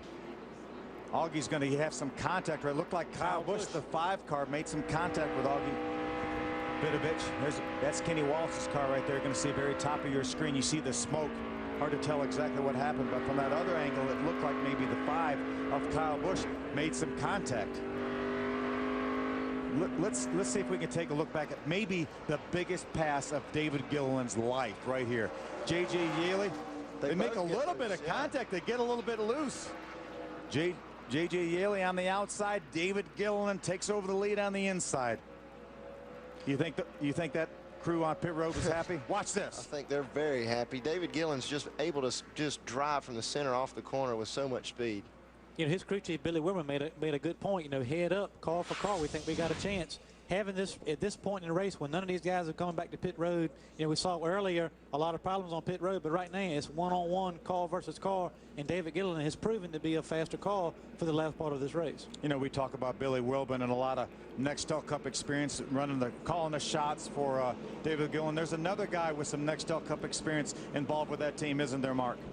There certainly is. That, of course, Jerry Nadeau, injured at Richmond a couple of years ago, ending his Nextel Cup career, but he still knows how to drive a race car, knows how to coach David Gilliland. What do you think of your student here tonight? He's doing pretty awesome. He's not a rookie, that's for sure. Kid's got a lot of experience. His team's a brand new startup team back in January, and this is going to be pretty awesome. You know, his first win for the team. And so you're counting it already? Oh, God. I mean, this is it. He's going for it. I know he's going to do it. He's got it. I mean, the kid's got it. I'm just surprised that nobody ever saw him. I like to say hello to my daughter, Natalie. Hey, Natalie. Hey, Jerry, are you telling him anything now on the radio, or are you just leaving him alone? No, actually, he's by himself. I mean, he's got a good spotter. Billy's talking to him, and really, I've just been spending a lot of time with him at the shop. We're doing our simulator racing, and obviously, Denny Hamlin spends a lot of time, and he won last week at Pocono, so hopefully we'll get a win. Jerry Nadeau would certainly be happy about that. He may not be in the seat, but he's doing the next best thing, helping to cheer David Gilliland on to what he hopes will be this young man's first Busch Series checkered flag. What a happy bunch that's going to be down there, Mark. It sounded like Jerry was already counting this thing. It's going to be his first win, but we certainly don't want to jinx anybody, and we don't believe in that anyway. But David Gilliland, no matter what happens from here on out, we're coming down on 7 laps to go. The flagman will give them 1 to go. We will restart this race with 6 laps to go. We will stay here through the finish to see if we can have possibly one of the biggest upsets in the history of the Busch Series. I tell you, it's refreshing for everybody, though, to be able to talk about a guy like David Gilliland up front. You know, Mike Wallace, a team is, you know, not running all the races. Paul Menard, Busch Series regular. Ashton Lewis, Busch Series regular. David Ruderman, Busch Series regular, with a team that started in the rear. A lot of good stories. Stephen Light, 9th place right now. Steve Wallace in the top 10. A lot of good stories in this race tonight in Kentucky. Guys, we've had 15 races so far this year. There's been 75 potential top 5 finishes. Non-Nextel Cup regulars have got 5 top 5 finishes all year long combined. And here we are with possibly David Gilliland winning this race. Mike Wallace with a top 5. Paul Menard with a top 5. What a terrific run here for the Busch guys. And so many Nextel Cup regulars started in the top 10. So this is just adds to the mountain. It hadn't been by accident either. We sat here and watched David Gilliland drive by the 20 of Denny Hamlin and drive by the 18 of J.J. Yaley. So it wasn't like some fluke pit strategy or anything like that. I mean, this guy drove by these guys on the way to the front. And remember, he qualified fourth. So he had a great car for the race. Obviously, he had a good car for qualifying. What a total package they've had so far. They had a little bit of trouble on pit road, but they had a good enough car to overcome it, and he's got the lead, and we'll have 6 laps to go when they get to the line. And we've seen some exciting stuff on his restart, so David Gilliland needs to get out there, get a good solid restart, check out, and get away from these guys, and put no doubt as to what his plans are for these last 6 laps. Very, very important to get through the gearbox smooth here. Denny Hamlin jumps to the outside of J.J. Yaley. Great start by Denny Hamlin. David Gilliland trying to keep the lead. They're 4 wide behind him. They back down to 2 wide, smart enough getting into the corner. Paul Menard's wanting to get around Mike Wallace bad right there. Meanwhile, David Gilliland's able to keep the lead over J.J. Yaley. J.J. Yaley's teammate Denny Hamlin right there behind him. Mike Wallace in 4th and Paul Menard in 5th. I think sheer strength for sheer strength. I don't think these guys are going to be able to beat David Gilliland unless, and he should be, just after this restart, he shouldn't have any traffic to deal with. If he just hits his marks, don't make any mistakes, I think he's got this thing. But JJ staying right with him, looks at the inside. JJ's really able to get in the corner, but the 84 is really able to get up off the corner. JJ's giving it all he's got right here with these last few laps. David opens up about a 3-car length lead on J.J. Yaley. Remember, J.J. took gas only on his last pit stop back on about lap number 134, 135. 4 laps to go. David Gilliland just ran his fastest lap of the race, as did J.J. Yaley, as did Denny Hamlin, as did Mike Wallace. The top 4 all ran their fastest laps of the race that last time by. David Gilliland, guys, not only is he a non-cup driver, but this team gets their engines in-house or builds their engines in-house. They don't go to a cup team and get their power plants like a lot of these other non-cup teams do. They build them in-house. Their head engine builder, Steve Allen, he said, make sure you tell him it's Steve Allen of Murphy, North Carolina. There's 2 of us, and I want to get the proper credit if this boy wins the race. Remember now, guys, J.J. Yaley looking for first career win in the Busch Series. He's 0 for 68 right now. He's giving it all he's got. Now, he's able to get in the corner. I know I've already said that once, but his car is really good getting in, but David's car is really good getting up off the corner, and that's where he's making up his time. 2 laps to go for David Gilliland. Career start number 7. JJ's hanging tough there. He's not giving up on this thing. He would love to get up there, battle with David Gilliland, maybe try to get up there, loosen him up a little bit. Last time by, all the top 3 ran their fastest lap of the race.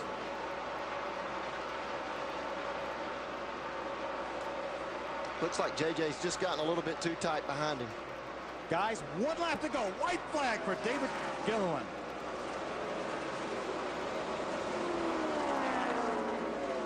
Just hold that line there, David. He's got about a 3-4 car length lead right there. A lot of people thought it'd be a long time before we see a Busch Series regular win another Busch Series race, but this is more important than that. A part-time guy with a rookie driver, this is absolutely incredible. Guys like the New York Jets beating the Baltimore Colts in Super Bowl number 3. David has truly beat the Goliath of NASCAR Busch Series races. David Gilliland wins at Kentucky.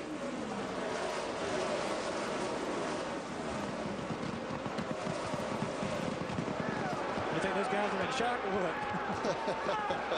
Mark. I'm with the winning crew chief, Billy Wilburn of Clay Andrews Racing. All right, this may be the biggest upset in Busch Series history. What are you guys feeling right now? I feel great. It's unbelievable. David Gilliland is the best kept secret I've ever met in my life. I don't know if it's an upset. We feel like we're a top caliber team. We're wanting to position ourselves this year to run the full schedule next year. So hopefully this right here will let somebody take notice of this whole group right here, okay? Andrews, Cully Barraclaw, Steve Allen, all these guys, Hype Manufacturing, it's awesome, ain't it? Congratulations. Thank you. Bill? Mark, the first Busch Series regular, even semi-regular, David Gilliland doesn't even run all the races, but the first guy that's not a Nextel Cup regular to win in 2006. He's doing some pretty good burnouts for a rookie, I know that. Well, he had some experience doing that last year in the West Series. He won some races out there, but nothing will match this day for David Gilliland. It's a great story. I mean, we keep talking about it, but I mean, I'm sitting there kind of in shock, too. We talk about all these other guys, you know, the Biffles, the Harvicks, the Boyers, all these guys, and to have a guy, David Gilliland, come basically out of, and I know they're a good team. I mean, there's no question about that. They've had some good, solid qualifying runs, that kind of thing. But Billy Wilburn is telling you a story if he really felt like they were coming here tonight and win this race. But a great story for NASCAR, certainly for David Gilliland, and it gives it, you know, lets everybody know this can be done. Something he'll never forget. This night he will never forget. I'll tell you what, an incredible job by David Gilliland, that entire team. I'm telling you, just an upset of stunning proportions here. Should be one incredible victory lane. Yeah. We're going to be back to talk to David Gilliland and Victory Lane. What a terrific job. We'll be back with more from David Gilliland and Victory Lane at Kentucky. We're back at the Kentucky Speedway in Victory Lane, where David Gilliland is climbing out of that victorious car.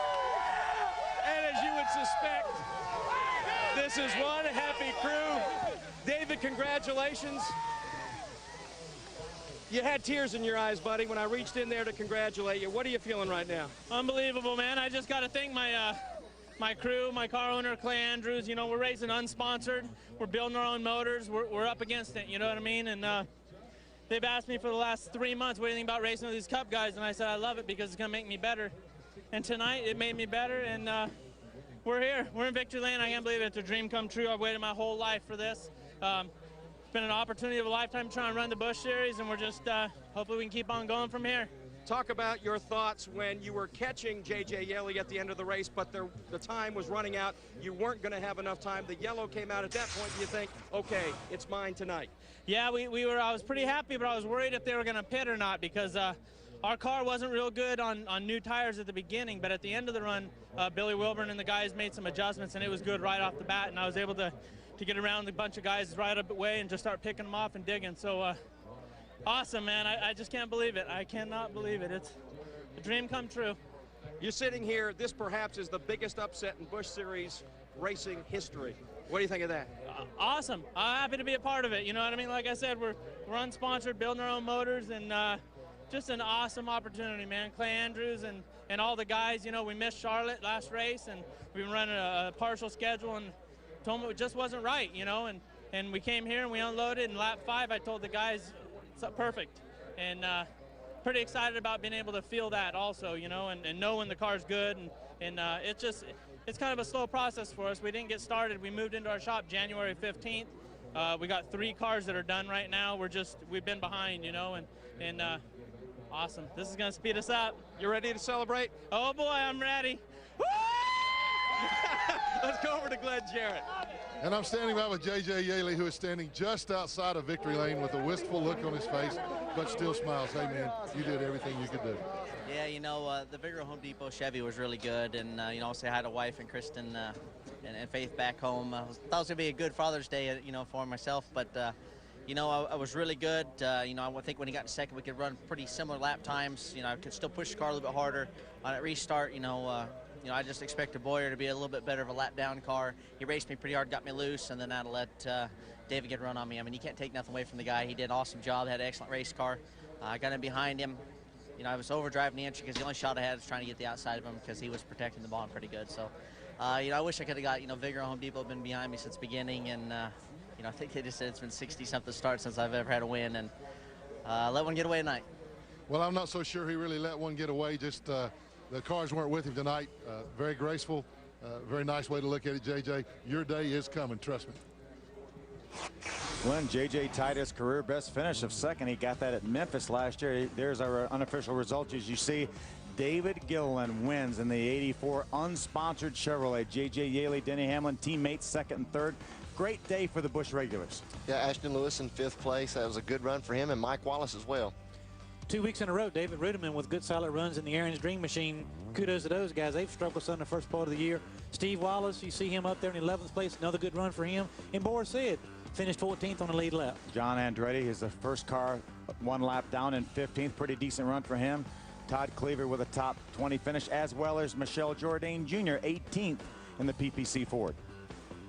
A lot of these guys right here, David Green, for example, was on pit road when the caution came out, caught him a couple laps down, but that's a tough thing to overcome. Kevin Grubb had a very, very good run going early. He also had the same problem. He pitted, then the caution came out, put him a couple laps down. Here's Carl Edwards, second points coming into this race, ends up 36th. Reed Sorensen, who was so strong early, lost that tire going into turn number 3, made hard contact with the outside wall. And Eric McClure brings up the rear in 43rd position. I want to make sure we put out a word to send our best wishes to Jeff Fuller. Hope he's doing all right. Glad to hear the good news so far. Hope he's doing well.